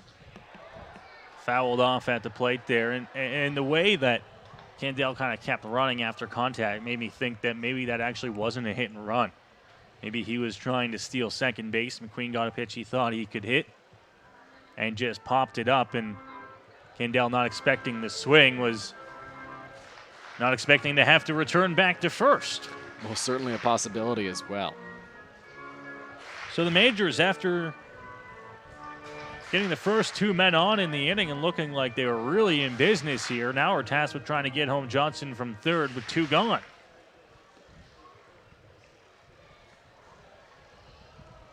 Good thing for them, it's the top of their order here. Is pitch taken up and in by Wilkie. It's 1-1. That one nearly got Wilkie up by his head, but able to avoid it. 1-1. Wilkie 1 for 2 in the ball game today in the first inning, singled a liner to right field and struck out swing his last time up. 1-2 on Austin Wilkie here. Merrick Deska trying to work through the 4th inning. Didn't start off great for him, no, but he's able to work out after that double play, it seems. And the pitch there for a strike 3. Deska works out of a jam here in the bottom of the 4th. After allowing the first 2 runners to reach, he gets a double play and then a strikeout to end it. And the Majors unable to score in the 4th inning. We'll go take a break. Come back with the 5th inning here from Labatt Park. You're watching London Majors Baseball on Majors TV. Welcome to Labatt Park, the world's oldest baseball grounds. Don't miss your chance to walk the same field as some of baseball's most legendary players. View artifacts inside the original clubhouse.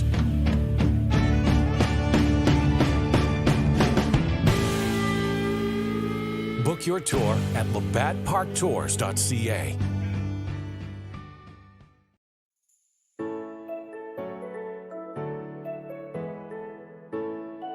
Welcome to Modern Health and Performance. The MHP team here provides patient-centered care custom to your needs. One-on-one treatment, assessing and treating the cause. Get back to doing what you love. Offering chiropractic, physiotherapy, massage, and custom orthotics. Our team is here for you. Book your appointment online today. New patients always welcomed.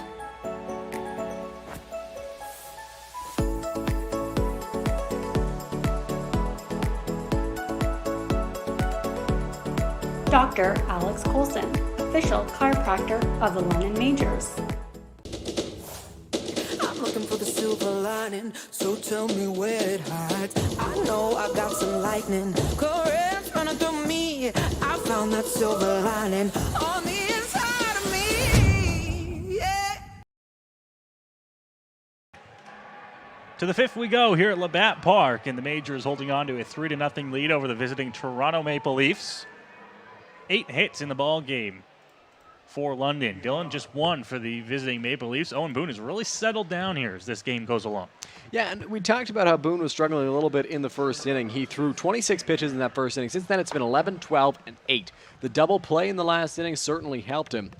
After he had a long at-bat against Marcus Connect that resulted in a walk, but he's been working very efficiently since that first. He'll look to continue that here as he faces 8, 9, and 1 in this Toronto Maple Leafs order.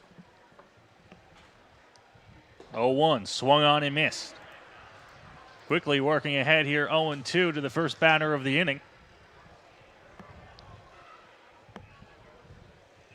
And now Boone with a big 0-2 pitch coming. Grabs the sign from Jayco, leg kick and delivery. That one's in the dirt. Blocked by Jayco, and the count will move to 1-2. Dan Mara's last time up grounded out to third base. It was a nice play by Carlos Artiega to move in, barehand the ball, and throw on the run to first to get the out.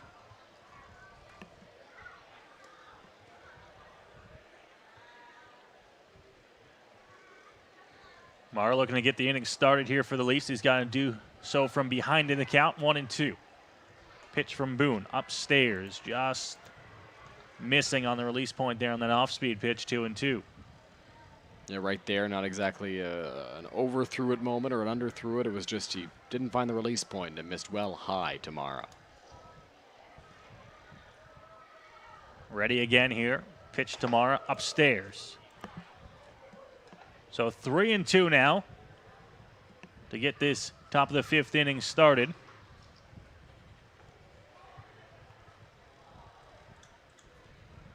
Boone ready to go. Here's the 3-2 delivery. Popped up on the infield.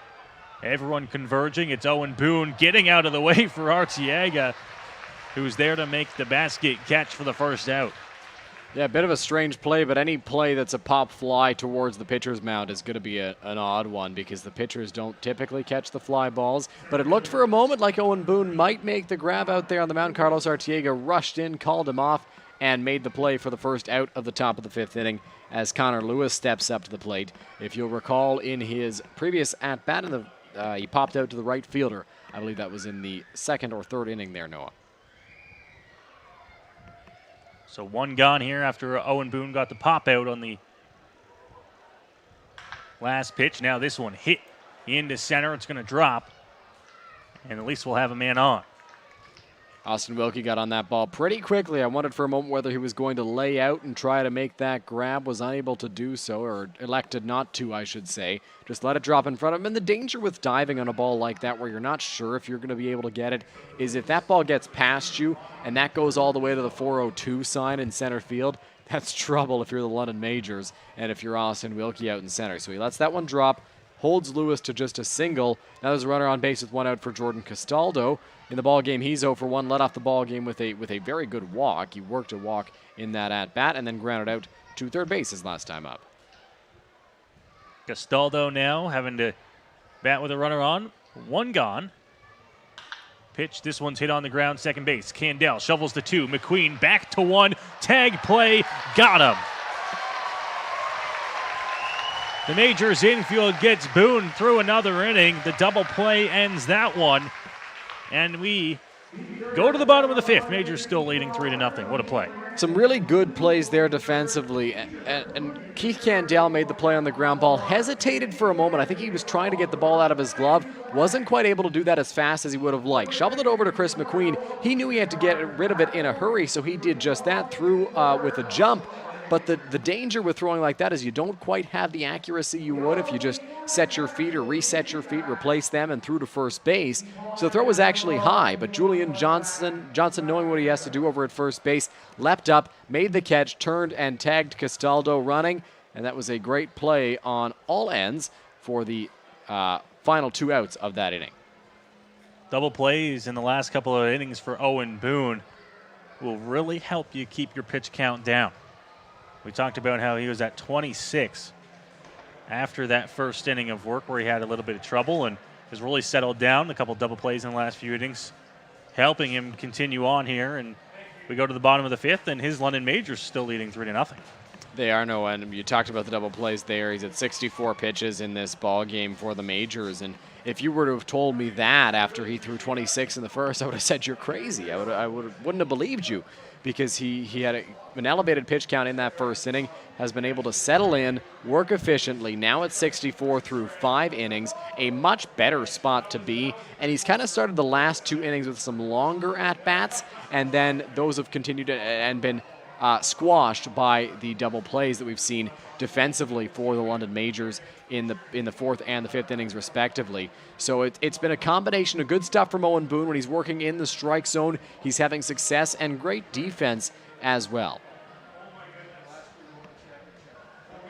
So the Majors will come to bat here in the bottom of the 5th inning, leading 3-0.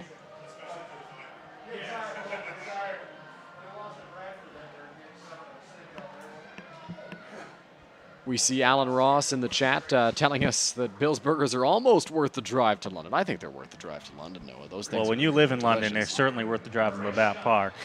Alan, I don't blame you for not making the drive. That can be a little bit time-consuming.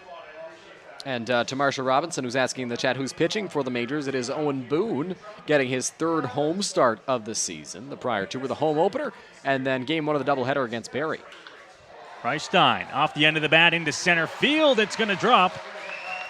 And so Byron's on with leadoff base hit in the bottom of the 5th inning.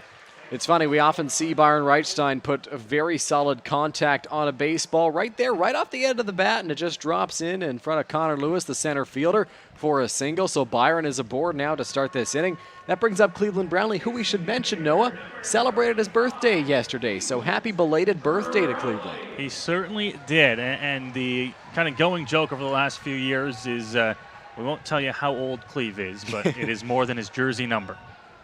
The 35 in pinstripes out there.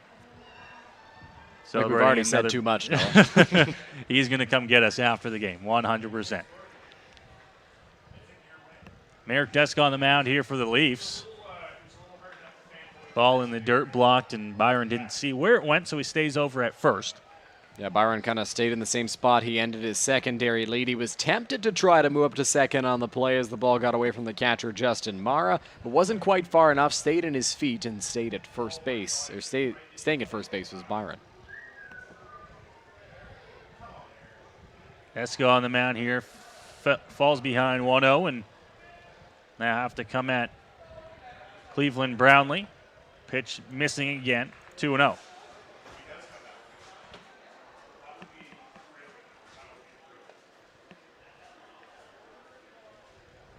Byron not a huge lead over at first. Deska now the delivery. Off speed outside, 3-0. Deska being very careful with Cleveland Brownlee, who's already 2 for 2 in the ball game. Obviously, Cleveland can do damage in any given at bat, but when he's already had a single, one that was hit hard, one that wasn't hit as hard. Actually, no, both of them have been hit hard, pardon me.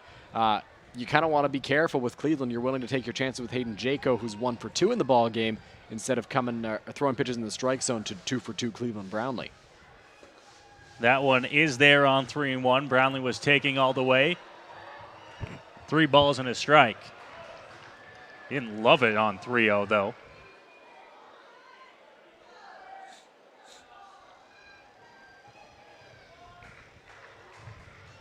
(3-1) to Brownlee. This one fought off the end of the bat into right field.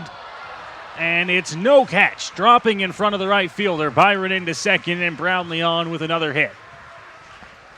And we wondered if maybe that ball was going to get caught by Marcus Connect out there in right field. We'll see how that's scored. And it's going to be ruled a hit according to the scoreboard there as it just dropped in. It was going to be a tough play for Connect, who was playing deep, and it wasn't hit overly deep. It drops in. It's a hit for Cleveland Brownlee. He moves to 3 for 3 on the day, and that'll bring up Hayden Jaco, who's actually not 1 for 2. He got on in his last plate appearance, but that was via the walk, so he's 0 for 1 in the ball game. And Jaco now with the Majors in a good spot here once again in the bottom of the 5th inning. We'll look to try and add on to this Majors lead if he can find a ball into the outfield. Squares around to bunt. Now the throw back to second. It's high. Reichstein back in safely. If it was low, they might have had him.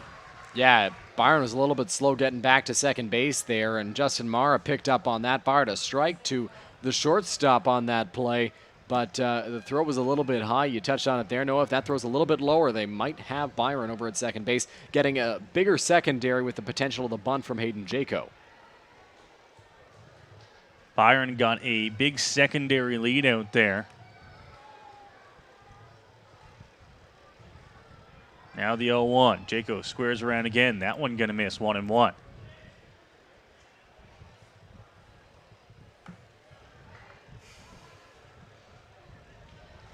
The way they're holding him on at second, Byron's able to get a fairly big lead right off the bat, and then the secondary is where he really makes up some ground. Jaco gets down a bunt. It's in a good spot. Deska, bare hands over to 1, just off the bag, but in time to get him. So the sacrifice works, and the Majors move guys into scoring position with 1 gone.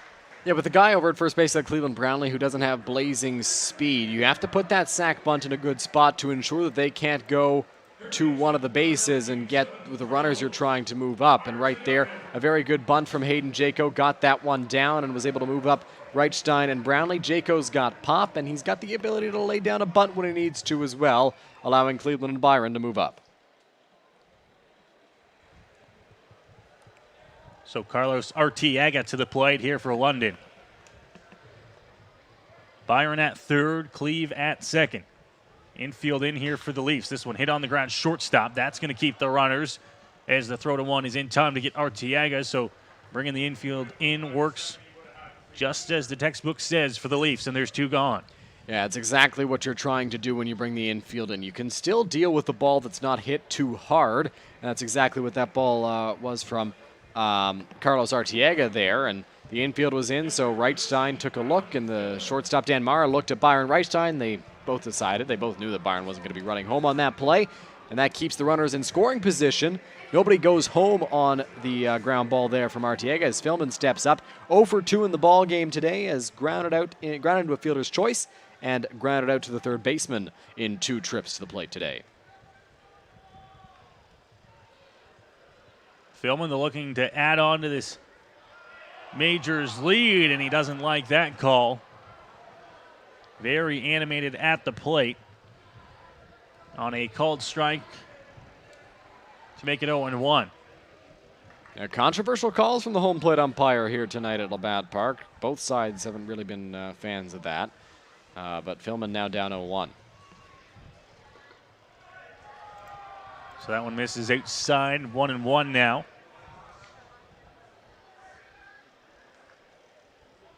Deska over 70 pitches in the ball game now. We did see some action earlier on down in the Leafs bullpen. Nothing as of right now. You imagine with 2 outs, they'd love to just get Deska to work at least out of this inning. Yeah, Deska, if he can get through this 5th, that would be huge for the Toronto Maple Leafs as they can save the bullpen a little bit. Adam Mara was warming up earlier, and he pitched on Tuesday night, so they want Deska to finish this off, save the bullpen. They've got a busy weekend and week ahead. Philman off the end of the bat into right field. This one's going to drop. In to score Byron. Cleve getting the wave from second, in and safe at home. Brownlee scoring all the way from second, and Philman brings in 2 with a single. That ball wasn't hit too hard from Adam Philman, the Majors left fielder. He just poked that one in the air, and nobody was going to get there. You could see off the bat the connect was too far, too deep.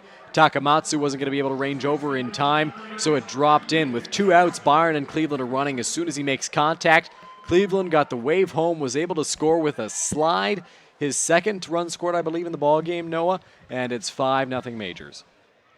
Cleve came in to score on a pass ball for the Majors, and now comes in on the single from Philman to make it a 5-0 Majors lead. Here in the bottom of the 5th inning. Now Julian Johnson will take a first pitch fastball there for a strike. It's 0-1. Johnson also 2 for 2 in the ball game, just like Cleveland was coming into his 3rd at-bat. Singled on a little bloop to center field, then lined a double in his last trip to the plate.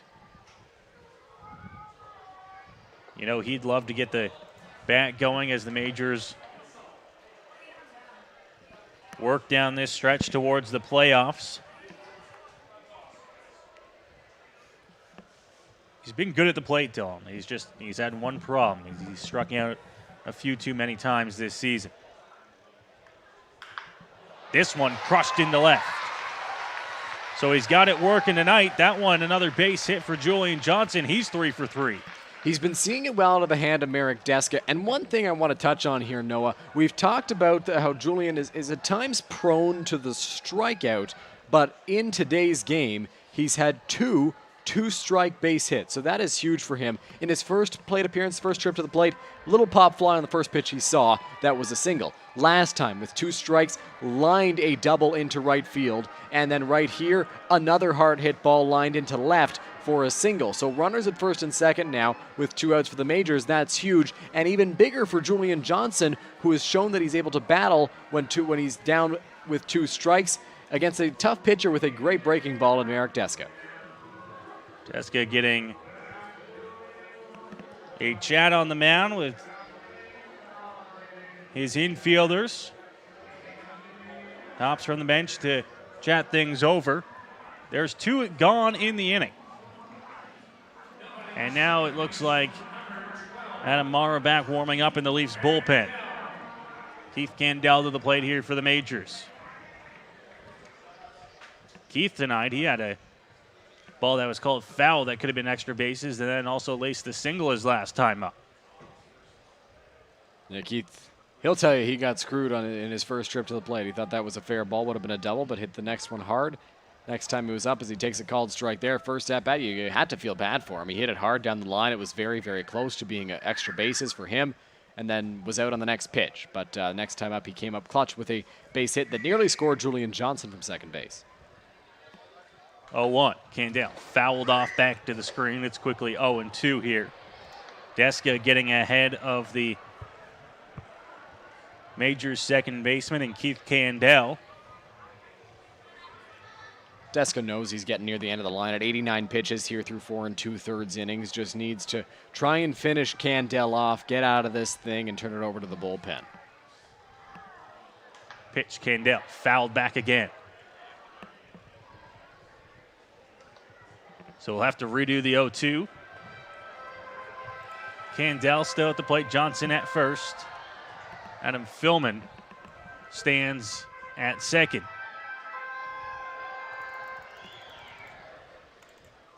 Leafs trying to get back into the dugout here so they can get on the sticks.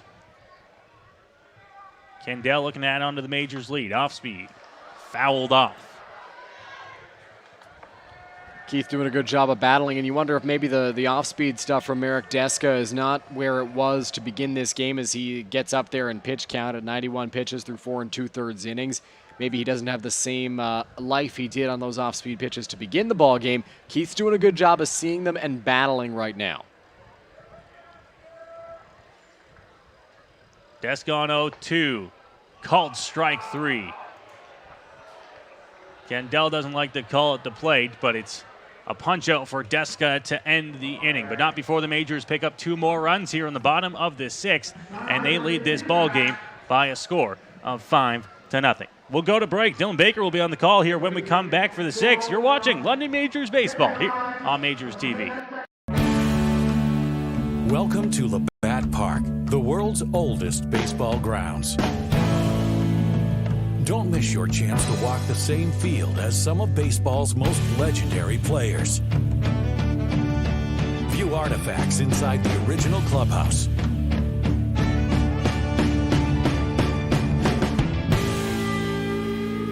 Book your tour at labattparktours.ca.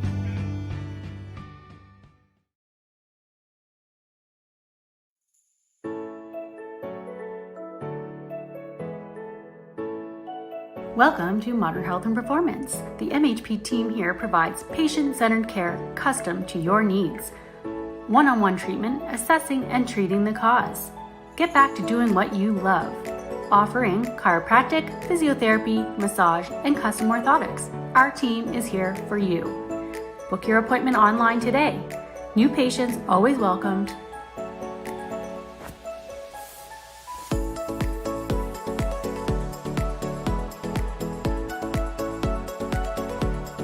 Dr. Alex Colson, official chiropractor of the London Majors. I'm looking for the silver lining, so tell me where it hides. I know I got some lightning, currents running through me. I found that silver lining on the inside of me. Yeah. Owen Boone back out there on the mound for the top of the 6th inning. Majors Baseball on Majors TV. It'll be Justin Marr, Garrett Takamatsu, and Jonathan Salazzo to face Owen Boone, who has thrown 65 pitches through 5 innings so far.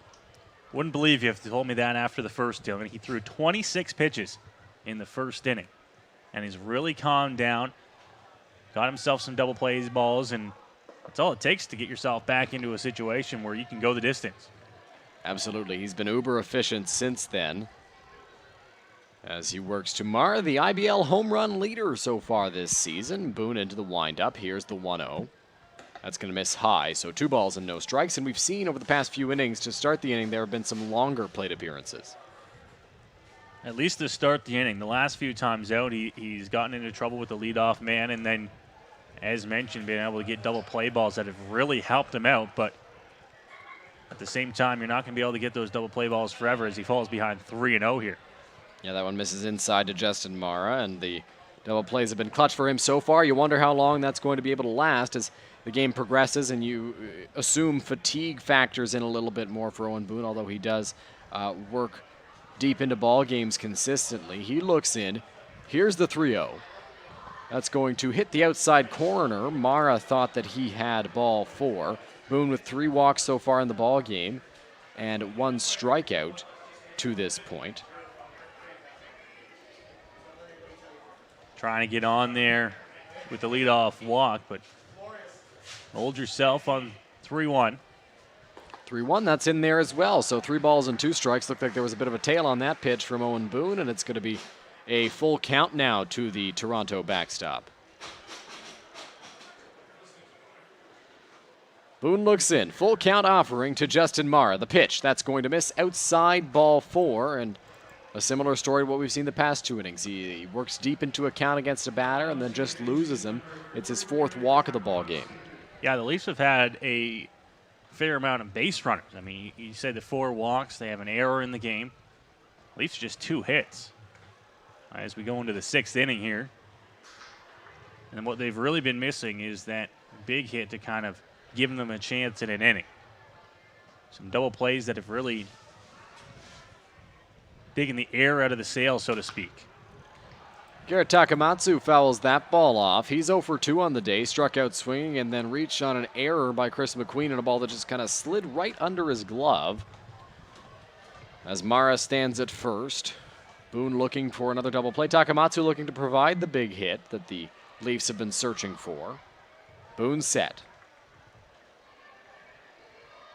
Mara, not a big lead over at first. Here's the pitch. Takamatsu rips that one over the head of Carlos Arteaga into left field. So a hard line drive into left puts 2 guys on with nobody out here in the top of the 6th inning. Right on that pitch from Owen Boone was Takamatsu and driving that one into left field. And just like that, as we've talked about, the Leafs really working here in the top of the 6th inning. And that will get a mound visit as Brent Wales will work his way out for the Majors to chat with Owen Boone. Yeah, Brent Wales going out to try and calm down Owen Boone, help him sort things out there on the mound as he's running into a little bit of trouble so far in this inning. Leadoff walk and then a hard single from Garrett Takamatsu into left field. So 2 guys on with nobody out, and obviously the pitching coach going to try to make sure his guy is all good out there and ready to face John Salazzo, who is the cleanup hitter in the ball game. Salazzo will be followed by Marcus Connect and Damon Toppoli. Connect has walked twice, I believe, in the ball game, Noah. Dangerous part of the order here, Dylan. You talk about how walks usually come back to haunt you. And the leadoff walk here in this inning, the Leafs are in a good spot to make that happen here. The heart of their order, some of their best bats, and they got 2 guys on here with nobody out. This is a spot where Owen Boone really needs a ground ball. Boone ready out there on the mound to throw his first pitch to Jonathan Salazzo. Here's the offering. That is in there just at the knees for a called strike one. Salazzo thought it was a little bit low. Salazzo's been in the league for a long time, has been a good power hitter for a while for Hamilton and now Toronto. He was in the Guelph Royals Home Run Derby last year as well, representing the Maple Leafs. Boone sets out there on the mound. Takes a peek back at Mara at second. Here's the offering. Fouled straight back to the screen by Salazzo, and it's 0-2. After a little bit of trouble here, that's exactly what you want to do. A mound visit to settle you down a little bit. Just take a deep breath, and then you get ahead 0-2 here. I said it would be a great time for a ground ball. The only thing better than that right now would be a strikeout for Owen Boone. Then maybe a ground ball from the next batter, perhaps, Noah, to get his way out of this inning. He looks in and now ready to come with the 0-2. Takes an extra peek back at second base. The offering. Salazzo foul tips that one right into the glove of Hayden Jaco, and it's the 2nd strikeout of the ball game for Owen Boone, and it could not have come at a better time. Exactly what you need for Owen Boone. You get the strikeout, and now you're in a position where you're 1 pitch away from getting out of this inning. And the Majors have done that for him already a few times in this ball game. Clutch double plays to get out of a little bit of a jam. So in comes a guy with no official at-bat in the ball game, although he has 2 plate appearances, 2 walks for Marcus Connect to this point. I'm sure the Maple Leafs would take that with 2 guys on. Load the bases for Damon Toppoli, who's hitting over 300 coming into this ball game. Boone going to try to induce a ground ball. Gets a swing and a miss from Connect there, and it's 0-1. Perhaps 2 strikeouts will do to get out of this inning if you're Boone. He's a strikeout pitcher after all, though he only has 2 so far in today's ball game. We talk about how the Leafs have been looking for that big hit to start a rally. Got guys on base, got guys in scoring position even. They're looking to try and find that ball in the outfield. 0-1 on its way to Connect. Takes that one, and it's going to miss just a little bit, and it's a ball and a strike now with 1 away to the Maple Leafs right fielder. Came with the fastball there, Boone does, and He's faced Connect before a number of times and knows what to come with to the big right-hander. I'm thinking off-speed pitch here on 1-1. Would not be shocked if that's what Boone opts to go with. A ball and a strike. Here's the offering. It's in the dirt, and it looked to be an off-speed pitch, blocked by Hayden Jaco, ensuring that nobody moves up. So 2 balls and a strike to the former Blue Jays farmhand. You mentioned with 1 gone here, Dylan Topley on deck for the Toronto Maple Leafs. Got out trying to lay down a sacrifice bunt his last time up. If he gets up here in this inning, you know he's going to be swinging. And as we saw in the pregame, still got it late in his career.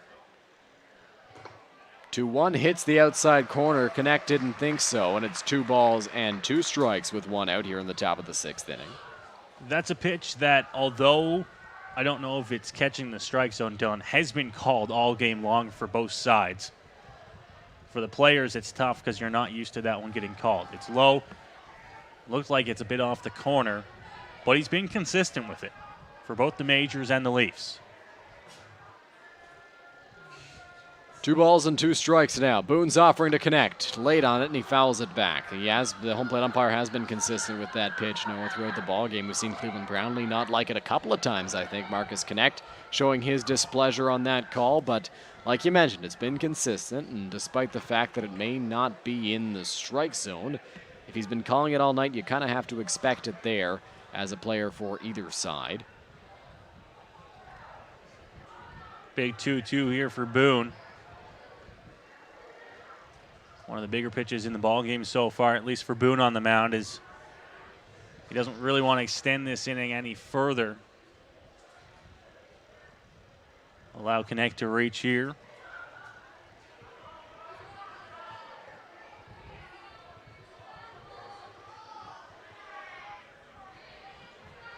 Two balls and 2 strikes with 1 out to Marcus Connect. Looking to get the runner home from second base. That's Justin Mara out there. Garrett Takamatsu stands at first. Boone takes a look. Here's the pitch. Breaking ball swung on and foul tipped once again right into the glove of Hayden Jaco for the 2nd out. So a strikeout of John Salazzo and now a strikeout of Marcus Connect have Boone better positioned to get out of this inning. Yeah, great job there of putting down Marcus Connect with the strikeout for Owen Boone. And, man, he gets those first 2 guys on. We talked about how a ground ball will help you out. You know what else does? Back-to-back strikeouts. And now he's got himself in a position where he just needs an out, and it's Topley at the plate. Boone takes a look back at second. Here's the pitch. Line foul by Topley straight back towards the screen. 0-1. Topley 0 for 2 in the ball game today, despite hitting over 300. Grounded out to Owen Boone to end the 1st inning, and then bunted into a double play to Owen Boone.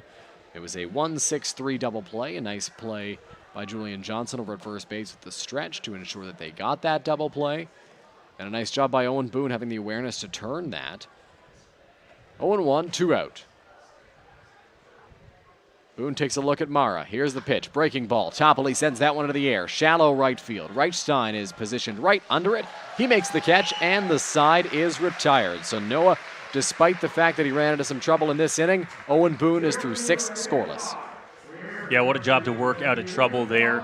First 2 guys get on it with the walk, and they hit, and then you get the strikeout, fly out to get yourself out of a jam and keep this at a 5-0 ball game. The Majors out hitting the Leafs right now, 12-3. The Leafs still looking for that big hit to get them back into this ball game. And Owen Boone, who's through 6 scoreless, doing a fantastic job here, as he has all season long, at putting the Majors in a position to win a ball game. Yeah, he has been. New pitcher out there for the Toronto Maple Leafs. It is Adam Mara, who last worked on Tuesday in Barrie against the Barrie Baycats in Toronto's 18-7 loss.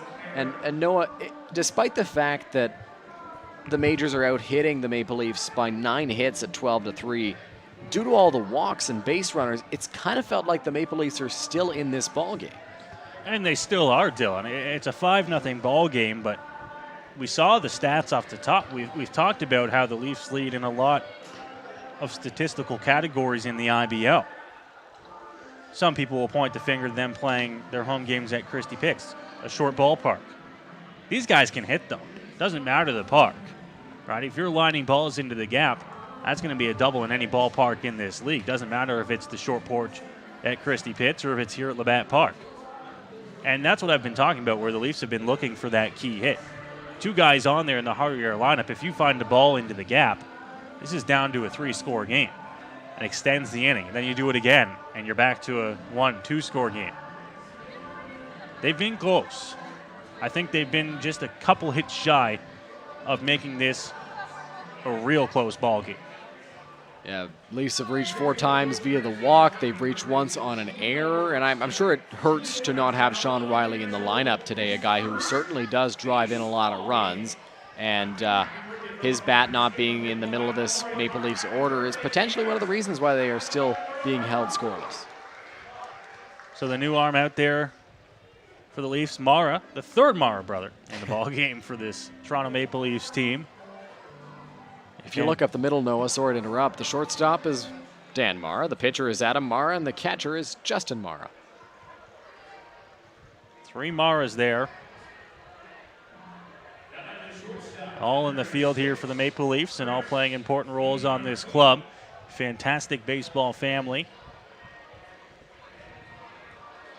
Had the chance actually myself to play against Justin in college, and that family is, well, they can play baseball. How'd that go for you, Noah? Not well for me. First pitch from Adam Mara hits the outside corner to Chris McQueen, who's still searching for his first hit in the ball game.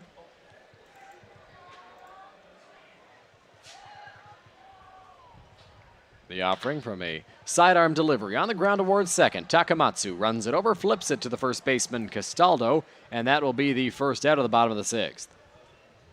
McQueen even on ball over to second base, got down the line quickly there and forces you to make that play correctly. And a great job at second by Mara to shovel that over to first in time. Helping out his brother on the mound there, and a fantastic job. 2 pitches, you get the leadoff man here. You set the tone for the inning.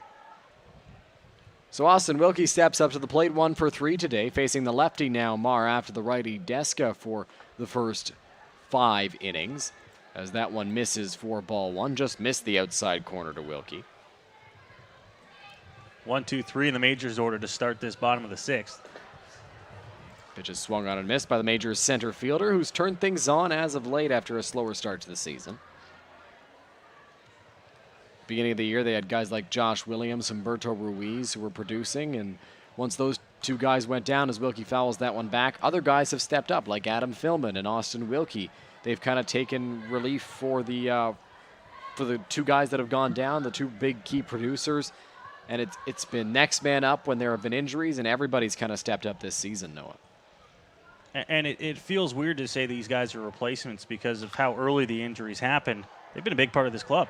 On the ground, and that's going to be foul. Salazzo tried to barehand that ball and keep it in fair, throw out Wilkie at first base, but it was ruled a foul ball by the third base umpire and the home plate umpire. They both agreed. Yeah, that one's a play that's in front of both of them. Making the correct call. See the bat of Austin Wilkie standing up straight at the plate. Justin Mara set that up for him perfectly to just pick up on his way home.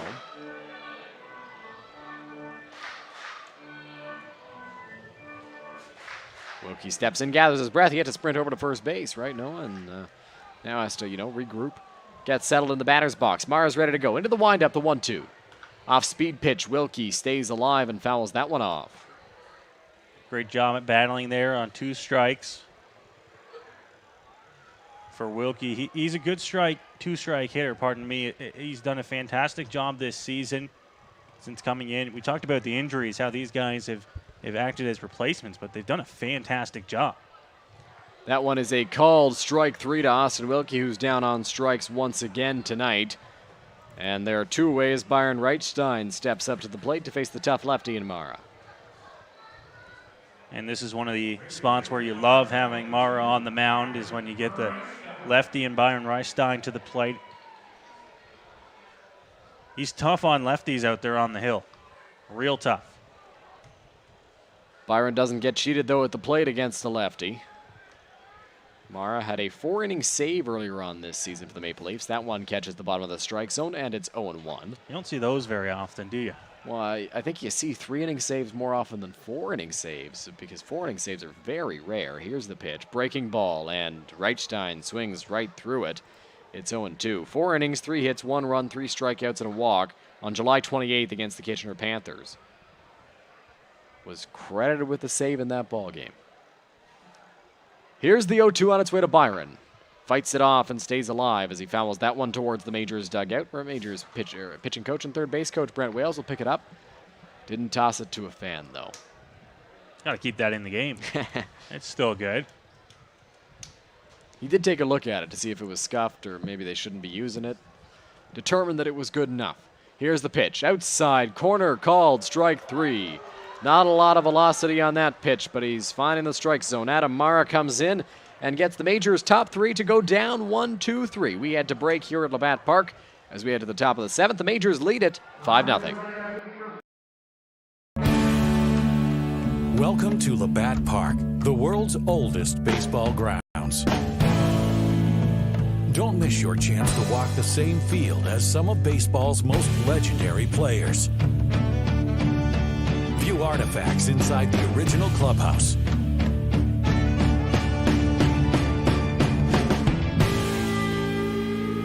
Book your tour at labattparktours.ca.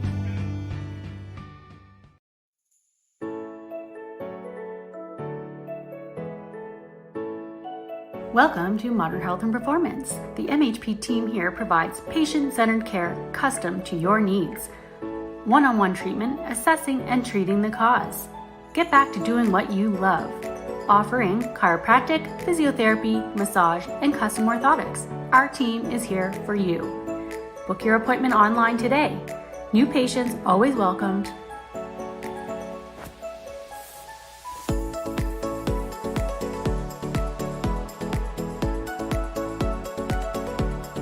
Dr. Alex Colson, official chiropractor of the London Majors. I'm looking for the silver lining, so tell me where it hides. I know I got some lightning, currents running through me. I found that silver lining on the inside of me. Yeah.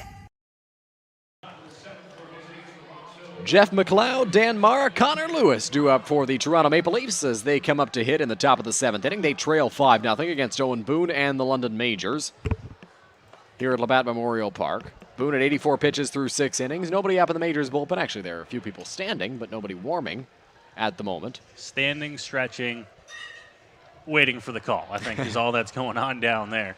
Owen Boone has been fantastic for the Majors so far as he works in the top of the 7th inning. Pitch count just over 80. And he's had a decent amount of rest between his last start and today. So don't be surprised if we see him go over 100, 110 in this start. Fought off by McLeod. Shallow center field. McQueen ranging after it was unable to get there as him and Wilkie trade spots. Wilkie comes out of the infield. McQueen goes into the outfield as they both track down that ball and was just hitting the perfect spot for Jeff McLeod. Goes down as a base hit in the box score. Yeah, unfortunately with McLeod at the plate, you do have to play him for the power that he does have. And with that, Wilkie out in center was playing a little bit deep, and it was a long run. The better shot at that catch was actually Chris McQueen, who was coming across from shortstop. And I think, Dylan, he was probably only 3 or 4 feet away from making that catch. Unfortunately for the Majors, he doesn't, and McLeod's on with the leadoff base hit here. At least 4th hit of the ball game.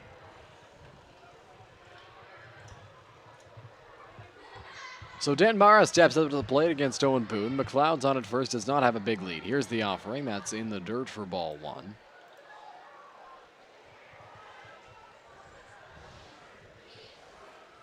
Not a big lead over at first base by McLeod. Obviously, not a huge threat to run on here.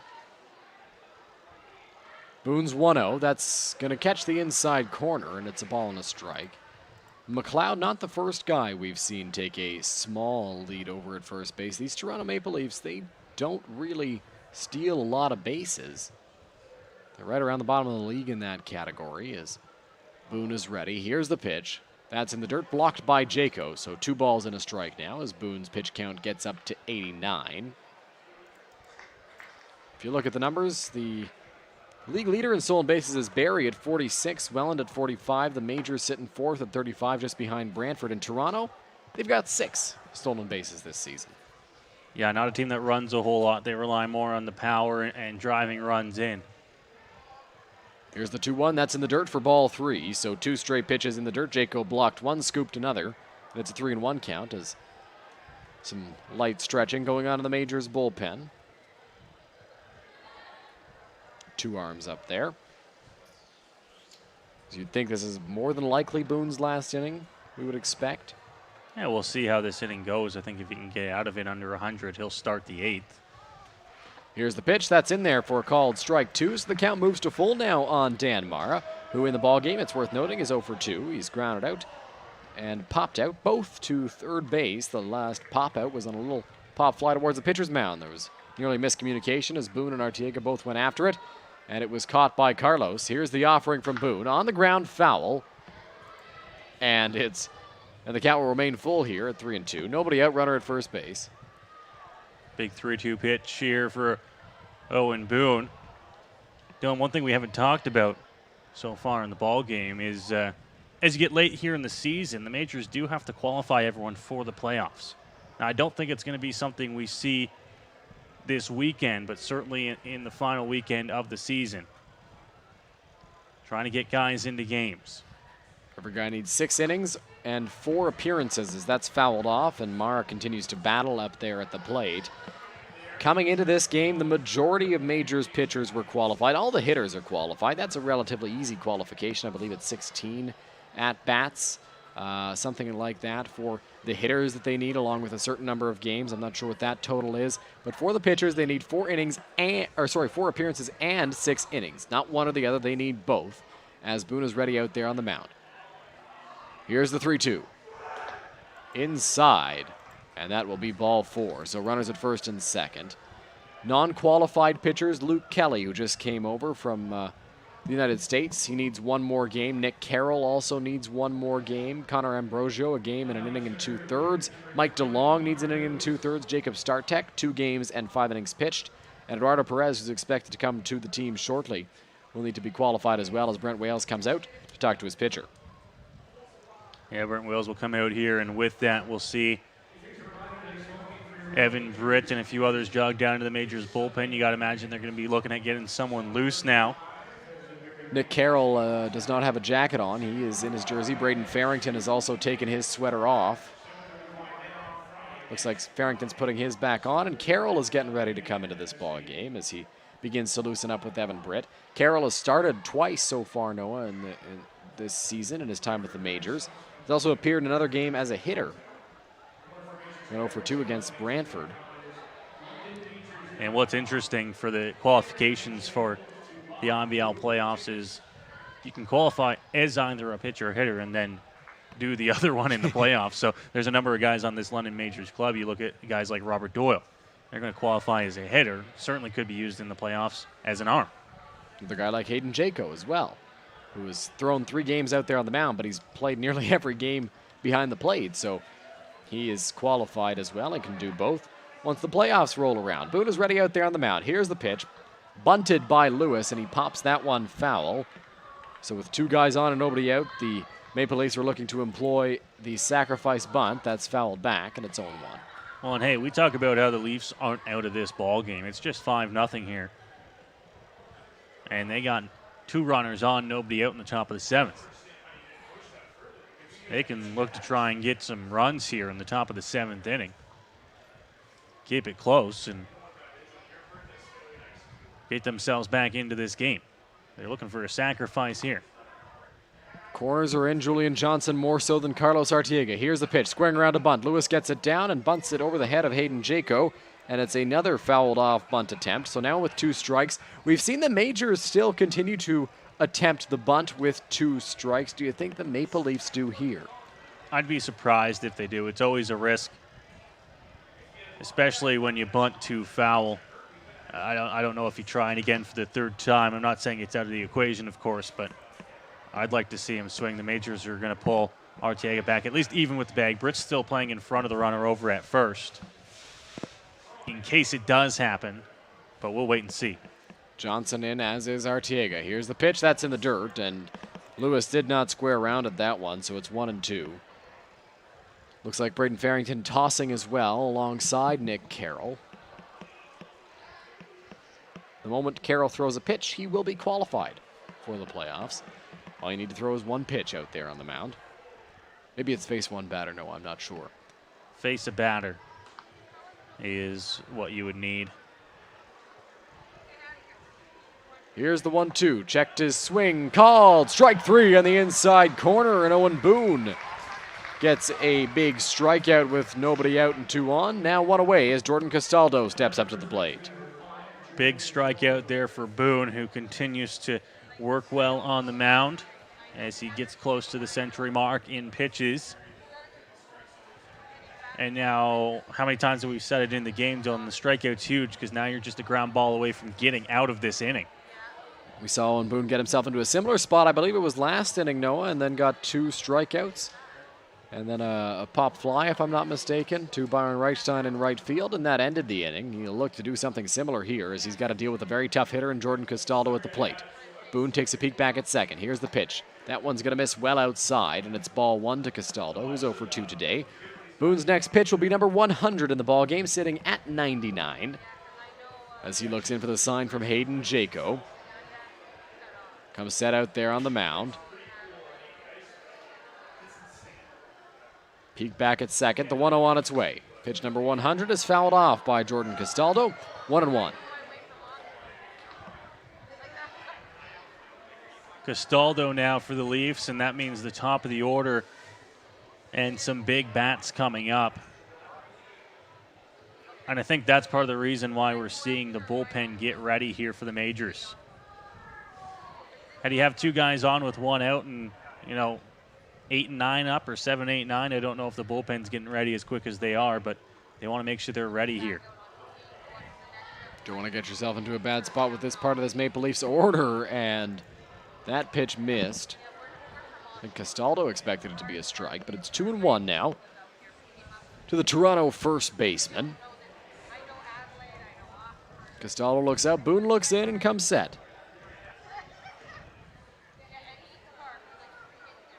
Here's the 2-1. Castaldo takes that one on the outside corner. No, it looked like the last pitch was more of a strike than that one, but it's 2-2 nonetheless. Yeah, and you can tell by Castaldo and now still having conversations at the plate there with the home plate umpire. And we've said it countless times in the game. The strike zone has not been perfect for either team. The Majors have had lots they didn't like. The Leafs equal amount. It's just frustrating when you get into an important at-bat late in a game and you see it, especially if you're Castaldo at the plate.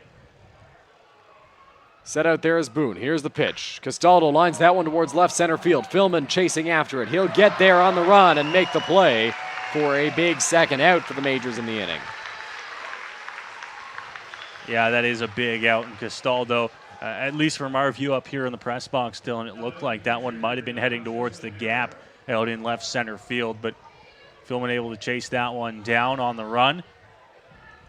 Big second out, and now for Boone, try to get out of this top of the 7th inning, which I do agree with you now, Dylan, will probably be his last. Yeah, now up over 100 pitches. Noah, you said that was the threshold where we might see him come back out if he was under that amount, but now over 100 pitches. He'll face Justin Mara. Not an easy task out there on the mound for Boone. Comes set. Here's the pitch. That's going to miss high for ball 1.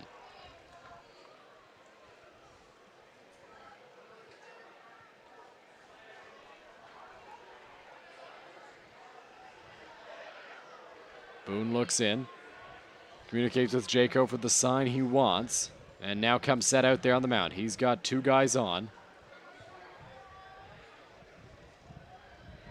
Here's the 1-0. Check swing, and did he go around? No, he did not, says the third base umpire. Shifted over towards second base. Thought about going after that fastball up in the zone. Was able to hold up in time. Smart leave as it was up. And now he's way up in the count 2-0. Can really wait for one he likes here against Boone. 2 balls, no strikes, 2 out. Here's the pitch. Mara takes that one in the strike zone, and it's 2-1. Mara 1 for 2 today. Singled. Has flown out and has walked as well in 3 plate appearances. Only the 2 registered at-bats. Boone looks in, comes set out there on the mound, looking to work his way out of this 7th inning. 2 balls and a strike. Pitch on its way. In the dirt, ball 3, so 3-1 to Mara. Do you think this is the last batter, Noah, for Owen Boone? It's a tough question. You got Takamatsu on deck. Bases loaded if he doesn't get him. This could be Boone's last. We'll see what he comes with here on 3-1. Carroll and Farrington both look ready in the bullpen. Here's the pitch from Boone. Swung on and missed by Mara. 3 balls and 2 strikes. Mara looking to do damage in a hitter's count. Came up empty on that swing. Hayden Jaco motions to his defense that it's a full count with 2 outs and the runners are going to be off on the pitch. Boone takes a look in for the sign. Fans are getting into it. They want Boone to put Mara away. He's set. And the offering on the move of the runners. Mara drives that one, but it is well foul. Takes a hop, and somebody will pick it up as it hits the fence behind the grandstand there. And Mara actually heading back to the dugout, broke his bat on that swing. Jammed him on the inside. On top of being early on that one, it was way inside and broke his bat, so he'll go to the Leafs dugout, get a new one, tar it up, and get it ready to go. This Majors crowd into the ball game here with the hometown leading by a score of 5-0. But the Leafs really pressing here on the top of the 7th, as they have many times so far in the ball game. Owen Boone's been able to work through it, and we'll see if he can come up with the magic once more here in the top of the 7th inning at 108 pitches. may be tough to do so with the pitch count so elevated. Pitch number 110 on the way from Owen Boone.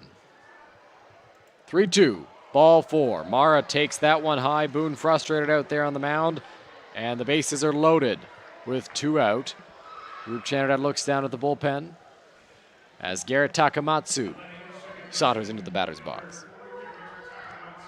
Dylan, I wish we had a cam over on Rup Chanardad on the bench there, because you could see the wheels turning in his head after that walk to load the bases. You got the bullpen ready. You want to probably go with the bullpen, but Owen Boone has been one of your guys this season, and not just this season, for a number of years. You let him have this. More favorable matchup for Boone as Takamatsu swings through that one. It's a righty-righty affair. Boone up at 111. 6 2/3 innings into this ball game. Has only given up 4 hits. The bases, though, they are loaded in the top of the 7th inning. Garrett Takamatsu hitting over 400 on the season, coming into play this evening at the plate. 2 out. 0-1, the pitch from Boone. Breaking ball hits the outside corner, and he's ahead of Takamatsu, 0-2. Great job by Boone to get ahead. You mentioned the more favorable matchup here against the righty, and I think this is his time to shine, get himself out of this ball game in the top of the 7th. No balls, 2 strikes, 2 outs. Takamatsu at the plate, bases loaded. Boone looks in. Here's the pitch. Swing and a strike 3. Owen Boone gets the strikeout of Garrett Takamatsu. And he is through 7 scoreless innings. The Majors lead 5-0. What a job by Owen Boone, who you can imagine that'll be the end of his night at 113 pitches in the game. 7 scoreless innings. Another fantastic job by the ace of this pitching staff. And he puts himself and this team in a great position to win this ball game going to the bottom of the 7th inning. Holding the Leafs to 4 hits, despite the many, many base runners in the game, Dylan. Yeah, a lot of base runners given up by Owen Boone in these London Majors. Boone so far in the ballgame has walked 6 batters, struck out 5. That's a more elevated walk total than we're used to seeing from Owen Boone out there on the mound. And it looks like Owen Boone is done. Carroll and Farrington were both ready in the bullpen. Roop Chanadad's actually in the bullpen right now talking to Braden Farrington. We'll see who comes in for the 8th inning if Boone's night is in fact over. Adam Mara's back out there for a 2nd inning as it's stretch time at Labatt Memorial Park. See how the game goes along, Dylan. I wouldn't be surprised if we see both those guys in the bullpen in the game tonight. He might be telling Farrington, there's one or two things that went down there. Roop either told one of those 2 guys that they've got the next 2, or he told them that they were going to split them. We'll wait and see who will come out for the Majors in the top half of the 8th. Whoever it is, I'm sure would love a little bit of an extra cushion out there on the mound. The Majors leading 5-0, 5 runs on 12 hits so far in the ball game. If you're just joining us, they scored 2 in the bottom of the 1st, 1 in the bottom of the 3rd, 2 in the bottom of the 5th. On 12 hits and an error so far tonight. 4 hits for the Leafs. No runs, no errors as we go to the bottom half of the 7th inning. It's been a pretty consistent offensive output for the Majors in the ball game today, and big reason why is Cleveland Brownlee, who's 3 for 3, and he'll step up to the batter's box now as an RBI. Has scored 2 runs. It's been a good ball game for him.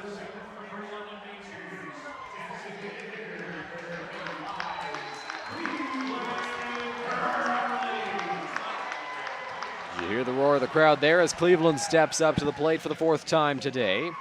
3 for 3, 3 singles, which is not typical for Cleveland Brownlee. He's typically got an extra base hit in there. But I'm sure he'll take it. He'll take it. Yeah.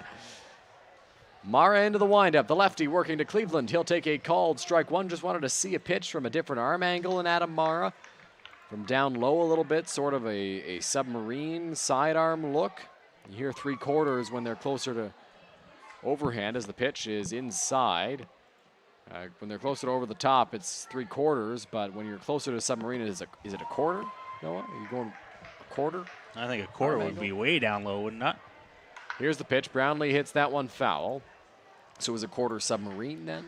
Sure. So he's I don't know if that's a baseball term. I think you're just making things up now.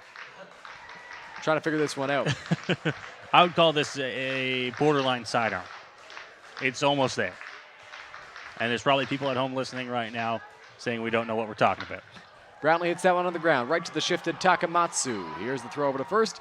It is in time, and Cleveland is retired for the first out of the bottom of the 7th inning. Great job by the lefty on the hill there to get Cleve, and this is not a great look for Majors fans as Cleveland is real slow coming from first base. And not what you want to see if you're the Majors fans. He kind of gingerly pulled up to first base after hitting that ground ball. Hayden Jaco taking his time, not rushing Cleveland off the field by any means. Making sure the big man is all right as he'll go talk to Brent Wales and Roop Chanadad. And late in the ball game here, I wouldn't be surprised if Cleveland heads to the dressing room in exchange for somebody else the next time he comes up, if he does get another at-bat in this game. Hayden Jaco lines that one into center field. Connor Lewis will look to cut that ball off, and he will. A hard single for Hayden Jaco, so he's into the hit column today. Now 1 for 2. He's got 2 walks as well in the ball game. And Carlos Artiego, a sacrifice bunt and a walk. Carlos Artiego will step up to the plate. He is 1 for 2 today, coming into this plate appearance against Adam Mara, the lefty.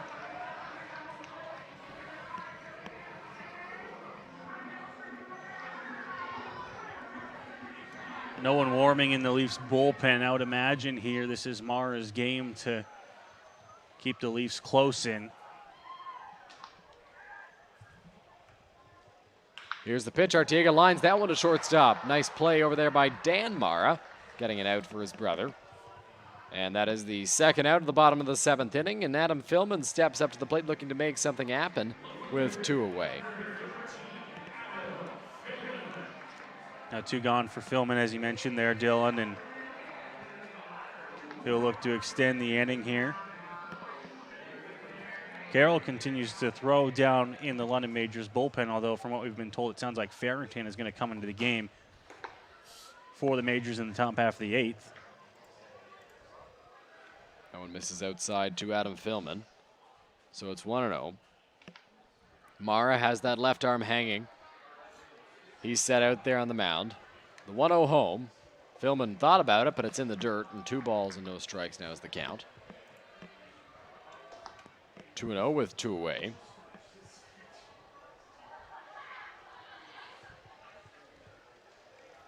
Setting out there on the mound is Mara. Here's the offering. Philman takes that one to the outside corner. And it's 2 balls and a strike to the Majors left fielder, who's 1 for 3 today.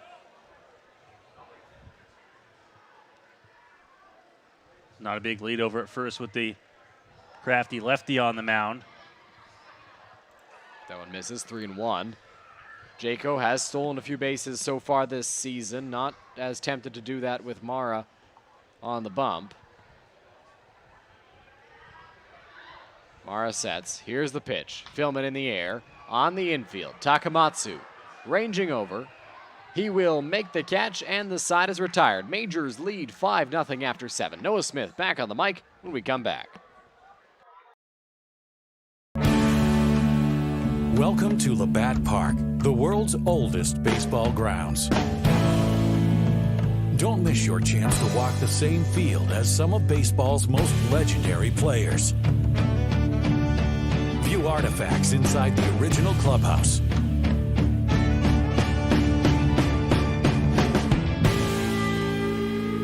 Book your tour at labattparktours.ca.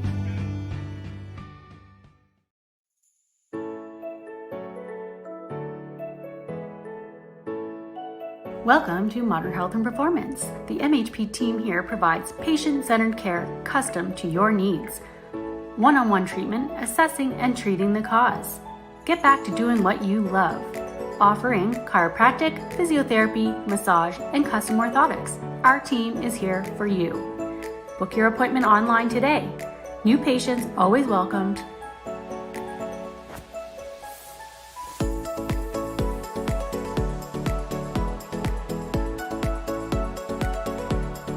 Dr. Alex Colson, official chiropractor of the London Majors.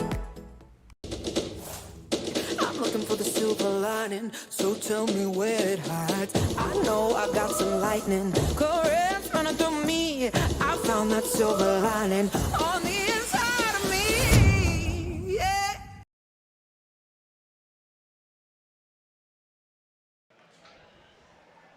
Well, we welcome you back here downtown London, the side of this one, Labatt Memorial Park, as we get set to go to the top of the 8th inning. Nick Carroll onto the mound here for the Majors in relief of Owen Boone, who went 7 scoreless innings for the Majors in his start tonight.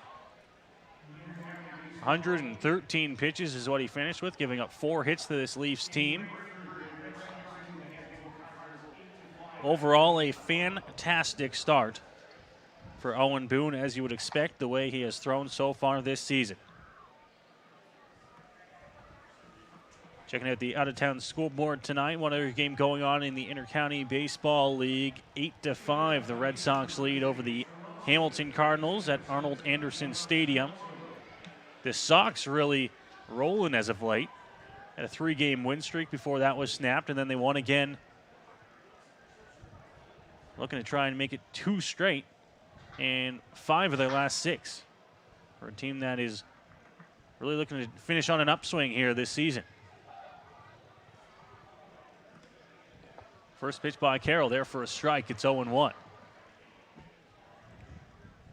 Farrington looked like he's ready down in the bullpen if he needs to get into this game, but I imagine Carroll looking to get at least an inning of work in.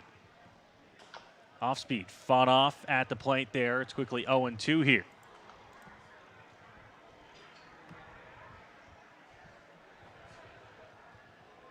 Leafs have had something going, it seems like, in at least 4 or 5 innings so far tonight. As this one's hit hard down the line, but foul. The count will stay at 0-2 here for Carroll.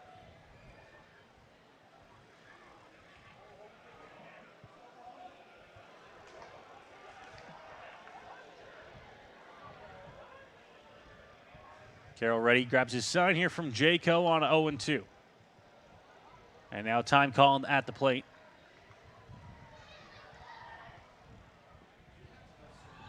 They'll have to redo the signs there for Carroll and Jayco. Grabs it again. That one fastball inside, all the way to the backstop, getting away from Jayco. So the count moves to a ball and 2 strikes now.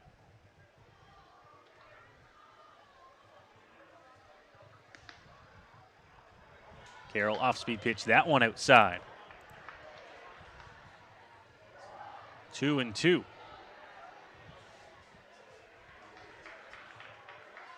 And for Carroll, he got ahead 0-2 now, falling behind and count evening up 2-2. This one hit in the air right field. Byron a couple steps over to his left, and he's going to be there to make the catch, and there is one gone here in the top of the 8th inning. And they'll bring Marcus Connect to the plate here for the Leafs, who are looking to try and get something going late in this ball game. 1 out already here in the top of the 8th inning. Carroll got his first out, the one that he'd been looking for. Grabs his sign, delivers to the plate. Fastball missing upstairs, 1-0. Nick Carroll has worked in a couple of games on the mound, the last of which was against the Brantford Red Sox. Only went 2 2/3 against them. Had a very elevated pitch count in that ball game. Pitch fouled off. Johnson gave it a look as he got to the fence, but that one's going to be out of play. 1-1 here on Marcus Connect at the plate.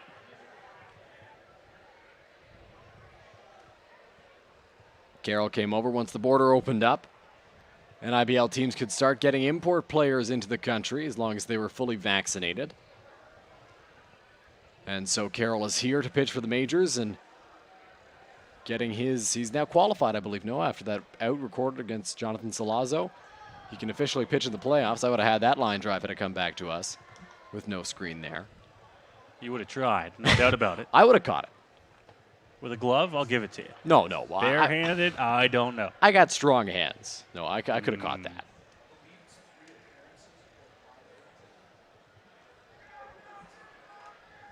Ball and 2 strikes here for Carroll against Connect. That one slipping out of his hand. We've seen that happen a few times here for Carroll out of the bullpen early on. It didn't harm him, though. Still 2-2.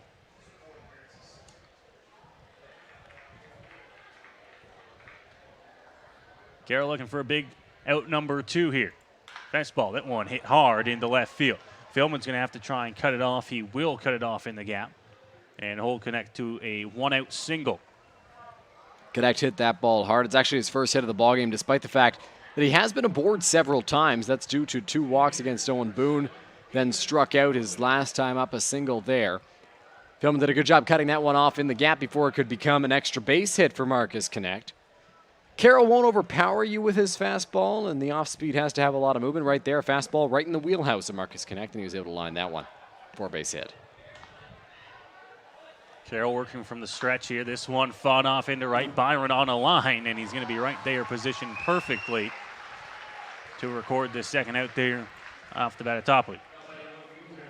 Yeah, that ball wasn't hit too hard off the bat of Damon Topley. It was a soft line drive into right field. And Byron Reichstein made the catch there for the second out of the top of the 8th inning. Relatively easy out recorded there for Byron. And so Jeff McLeod steps up to the plate now. Runner at first and 2 away. McLeod had a base hit his last time to the plate. A little looper that dropped in past the outstretched arm of Chris McQueen and in front of Austin Wilkie.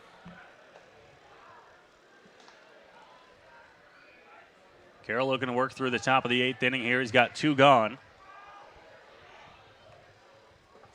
First pitch is going to be right there for a strike, 0-1. Good pitch there on the outside corner to Jeff McLeod, who's having a bit of a down year by his standards, hitting in the below the Mendoza line, I should say, for the Toronto Maple Leafs, but still can do damage at any given moment.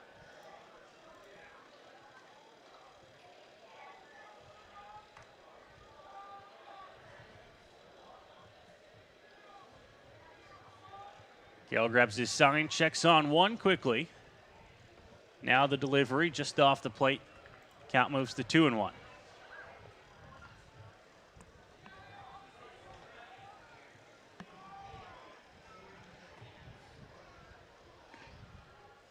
Couple arms continue to throw down in the Majors' pen. Possibly to come in for the ninth. Is this one hit hard into center field? Wilkie back a couple steps, camps under it, and he's there for the out. So that'll do it for the top half of the 8th inning. The Leafs get a man aboard, but they don't do anything with it. They strand another runner on base. And the Majors will come to bat in the bottom of the 8th inning, still holding on to that 5-0 lead. Majors have a chance to add on some more runs here in this 8th inning, as it'll be Julian Johnson, Keith Candell, followed by the top of the order, and Chris McQueen due up in the bottom of the 8th for the Majors. We'll see if Adam Mara is still out there. Does not look like it. Looks like we've got a new arm out there on the mound. We'll try to get you who that is in a moment. I believe, just at first glance, it's Dustin Richardson. That is who it is, yep. Coming into the game here, the lefty for the Leafs. Richardson, a very hard thrower, not a Canadian. He also came over when the border opened up from Newton, Kansas. 12 games in his career in the IBL, 1-0, 0.43 ERA. All relief appearances, no starts. He's a late inning reliever, and he will look to keep the Majors at 5 runs here in the bottom of the 8th inning and keep the Maple Leafs into it. Julian Johnson, 3 for 3 on the day, Noah, as he steps up to the plate.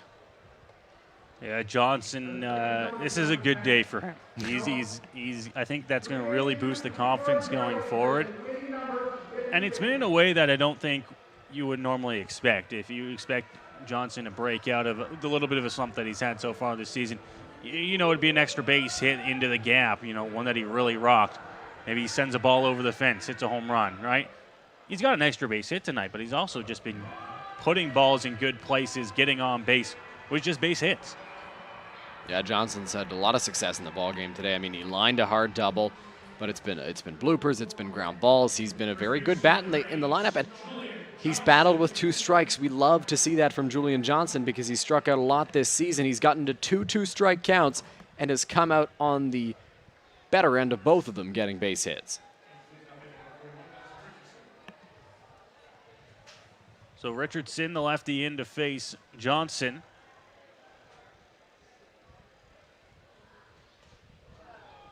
First pitch goes to the backstop, 1-0. Julian, a former Toronto Maple Leaf, never played with Dustin Richardson, who came over for 2019. Worked in 8 games in the regular season, 4 in the postseason. So Johnson was never teammates with him. They never crossed paths in their time in the league.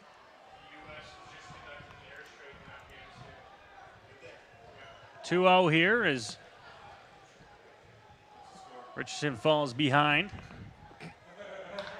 Johnson rips this one down the left field line, but foul. I'll just move the count to 2-1 now. Johnson hit that ball hard, but very early on it as well, which is why it was so far foul towards the Majors bullpen. All the Majors relievers were able to get out of the way just in time.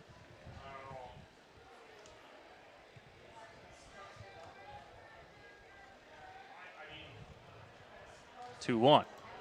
Fouled back off the glove, and the count will move to 2-2.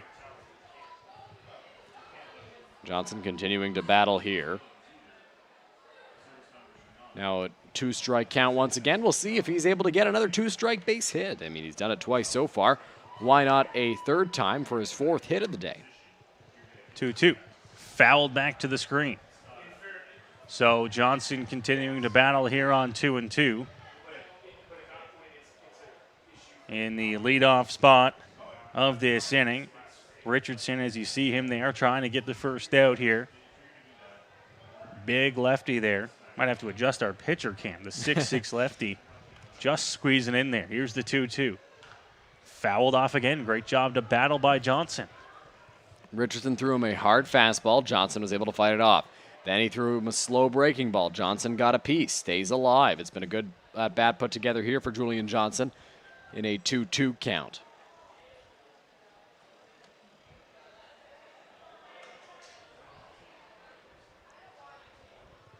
Richardson ready on 2-2 again. Wind at his back, pitch to Johnson, swung on and missed. So the battle ends in favor of Richardson and the Leafs on the mound. There's one gone. Good battle put up there by Julian Johnson, but not quite enough to overmatch Dustin Richardson out there on the mound. So Johnson goes down on strikes for the first time tonight. It's his 41st strikeout of the season, and Keith Candell steps up. Keith nearly had an extra base hit early on in the ball game. 1 for 3 overall on the day after a hard single earlier in his second at-bat. Pitch this one fouled back into the screen. 0-1 here on Candell. Keith has mainly played shortstop this season, but now over at second base in today's ballgame. Has played a lot of second recently for the majors. Chris McQueen and him have kind of flip-flopped a little bit. Fouled off again by Candell. No balls and 2 strikes here on the Majors' second baseman. Richardson for the Leafs looking to try and set down the London Majors here, get his team back on the bats. And mounts a rally, gets the strikeout there of Candell. Swinging on the fastball up in the zone, 2 gone. Richardson's got phenomenal stuff, and right there another example of it as he overpowers Keith Candell with a fastball above the strike zone, gets a swing and a miss for the second out. Now not a great matchup here for Chris McQueen as he looks for his first hit of the ball game against a very tough lefty in Dustin Richardson. So McQueen to the plate now. 2 gone, bottom of the 8th inning. First pitch there for a strike from Richardson. It's 0-1.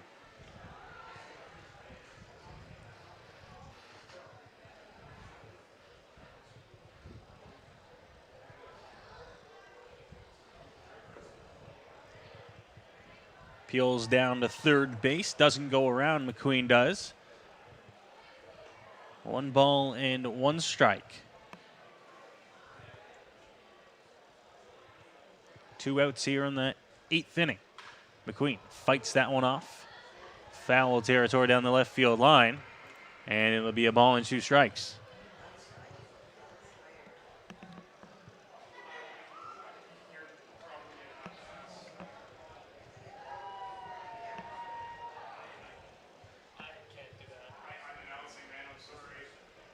One, 2. That one's there for strike 3. So McQueen down on strikes. Richardson gets through the bottom of the 8th.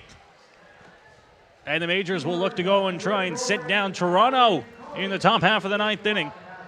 When we come back, you're watching London Majors baseball here on Majors TV.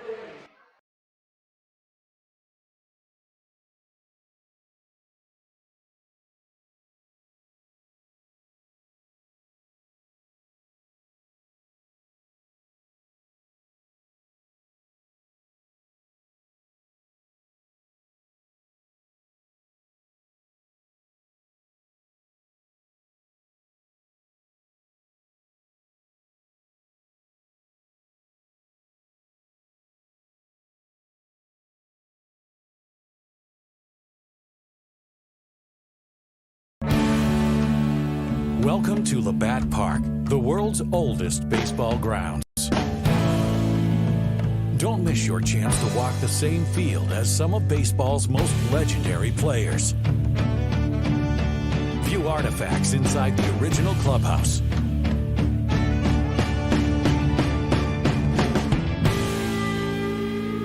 Book your tour at labattparktours.ca. Looking for the silver lining, so tell me where it hides. I know I got some lightning, currents running through me. I found that silver lining on the inside of me. Yeah.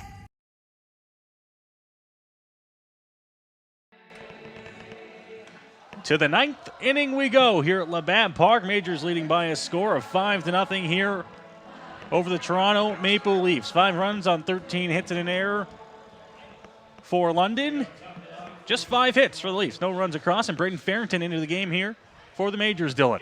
Braden Farrington comes in for London. He's got 3 saves this season. This is a non-save situation, though he is trying to finish off this ball game for the Majors. 9 games, 1 start for the Majors right-hander. 28 innings, 0.64 ERA. He's been phenomenal out of the pen for the Majors.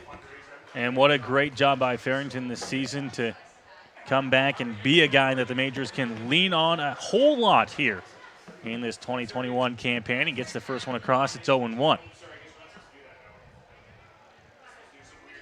Mara 0 for 2 today. Farrington drops another one, not in there. That one's going to miss. 1-1. Looked pretty good from up here, Noah, but home plate umpire ruled that was a ball. So 1-1 from Farrington, who went to St. Clair County Community College in Port Huron, Michigan.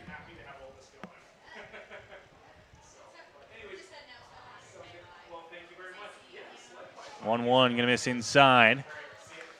Sticking with the soft snuff here early on.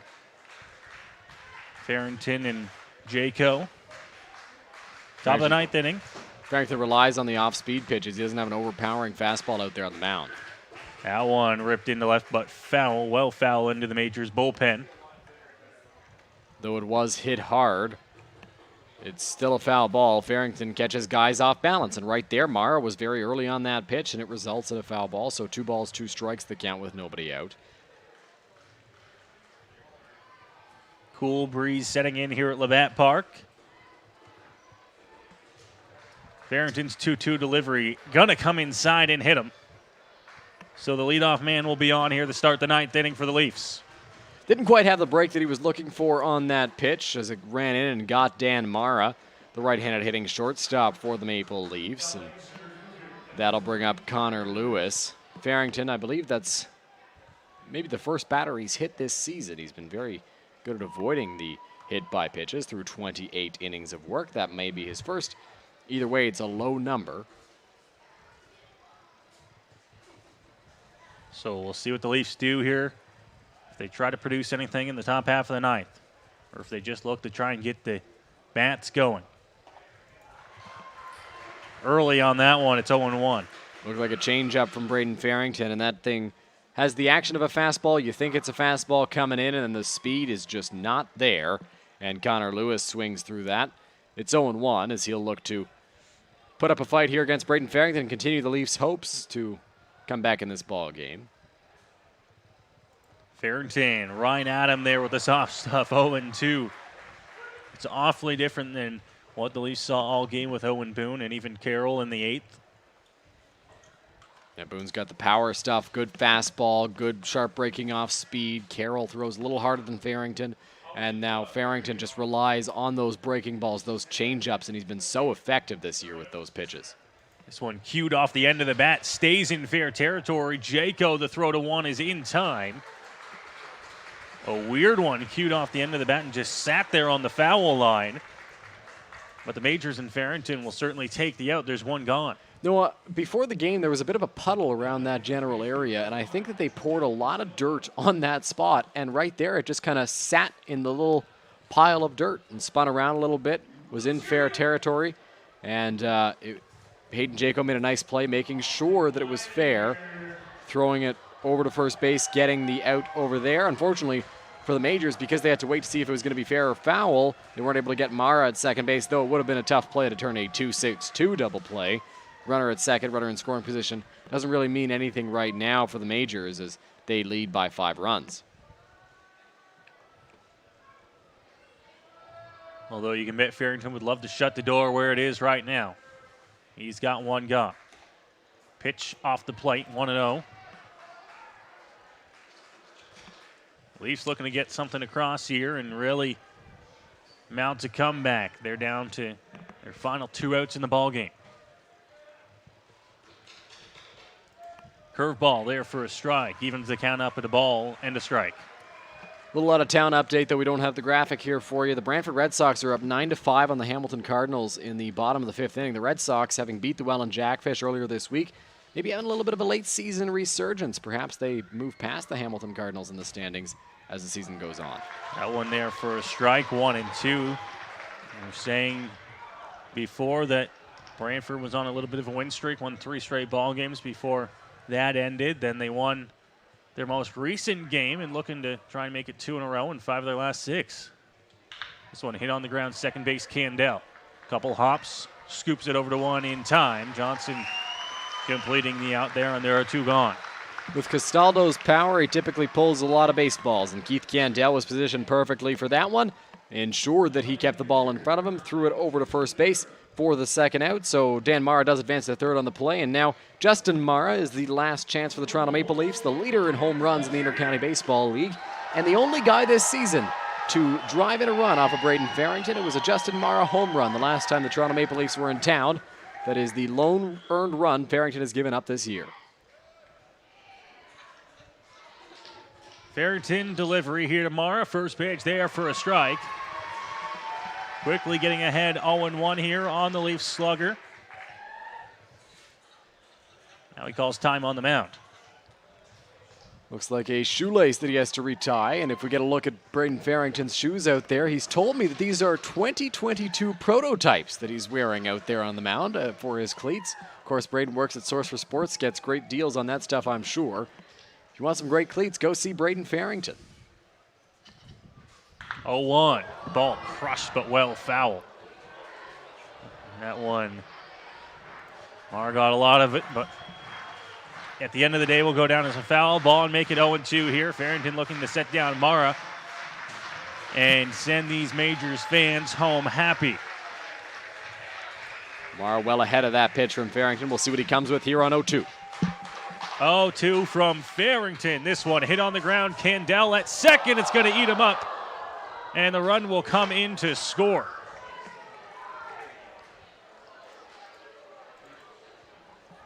Bit of a tough hop there for the Majors on the ground. Looked pretty routine to Keith Candell. He was shifted over to the right with the big power that Mara has. And had to come over. I guess maybe didn't realize that there was a strange hop there now.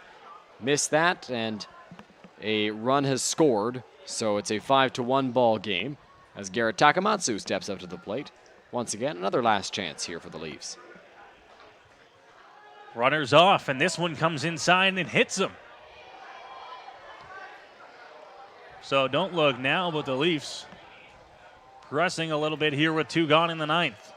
Yeah, tying runs on deck for the Maple Leafs, and we talked about how Farrington hasn't hit a lot of batters this season. Now he's hit 2 so far in this inning as Jonathan Salazzo steps up to the plate for Toronto. Marcus Connect on deck represents the tying run, and Roop Chanardat's going to come out and talk to his pitcher, Braden Farrington, out there on the mound. This is a mound visit. This is a, hey, I need you here. Come through for me. Nobody's up in the bullpen. Well, actually, several people are standing. They just want to watch this 9th inning play out. But nobody warming up in the pen, so Farrington going to look to work out of it. Tough guy to do it against in Jonathan Salazzo, though. Looking to try and end the ball game here after the error extended the inning, keeping this ball game alive.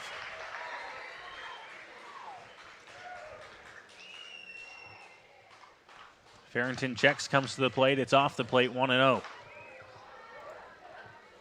Majors had 18 scoreless innings before that error, dating back to the game in Kitchener. Pitch there for a strike. It's 1-1. That's a cool stat now. Disappointing that they weren't able to continue that streak through another game. But pretty insane that they were able to get 18 straight scoreless innings to begin with. 1-2. And once again, the Leafs down to their final strike. Scoreless innings assigned. They're looking to just put this one away and take home the win. 1-2 from Farrington upstairs. That one's going to miss. 2-2. Yeah, that one just missed high to Jonathan Salazzo. Farrington tried to come back with the fastball, maybe get a chase. Salazzo didn't budge, so 2-2. Majors faithful trying to cheer on Farrington to bring this game home. The 2-2, this one swung on, missed, and the ball game over. 5-1, the final score here as the Majors hold on for victory and move them closer to that pennant and the first round bye in the IBL playoffs. Majors trim the magic number down to 2 as any combination of Majors win, Kitchener Panthers losses drags that number down, 1 for each, and Braden Farrington comes in to finish this one off. For the Majors, not a save situation. He doesn't record his 4th save of the season, but he does finish this one for the Majors as they win 5-1. The 1 run, of course, coming on the Keith Candell error in the 9th inning. Yeah, it's an unfortunate way, as we talked about, to lose that consecutive scoreless innings. But the Majors, I think, they'll just take the win. They'll take the win, 5-1 here over the Maple Leafs on a Friday night. They move themselves closer towards clinching that first place in the IBL standings. And with the playoffs just around the corner, I think it's a statement win as well. The guys came out to bat, and aside from that error that scored the run in the 9th inning, the pitching staff was fantastic, all because of a 7-inning scoreless start by Owen Boone.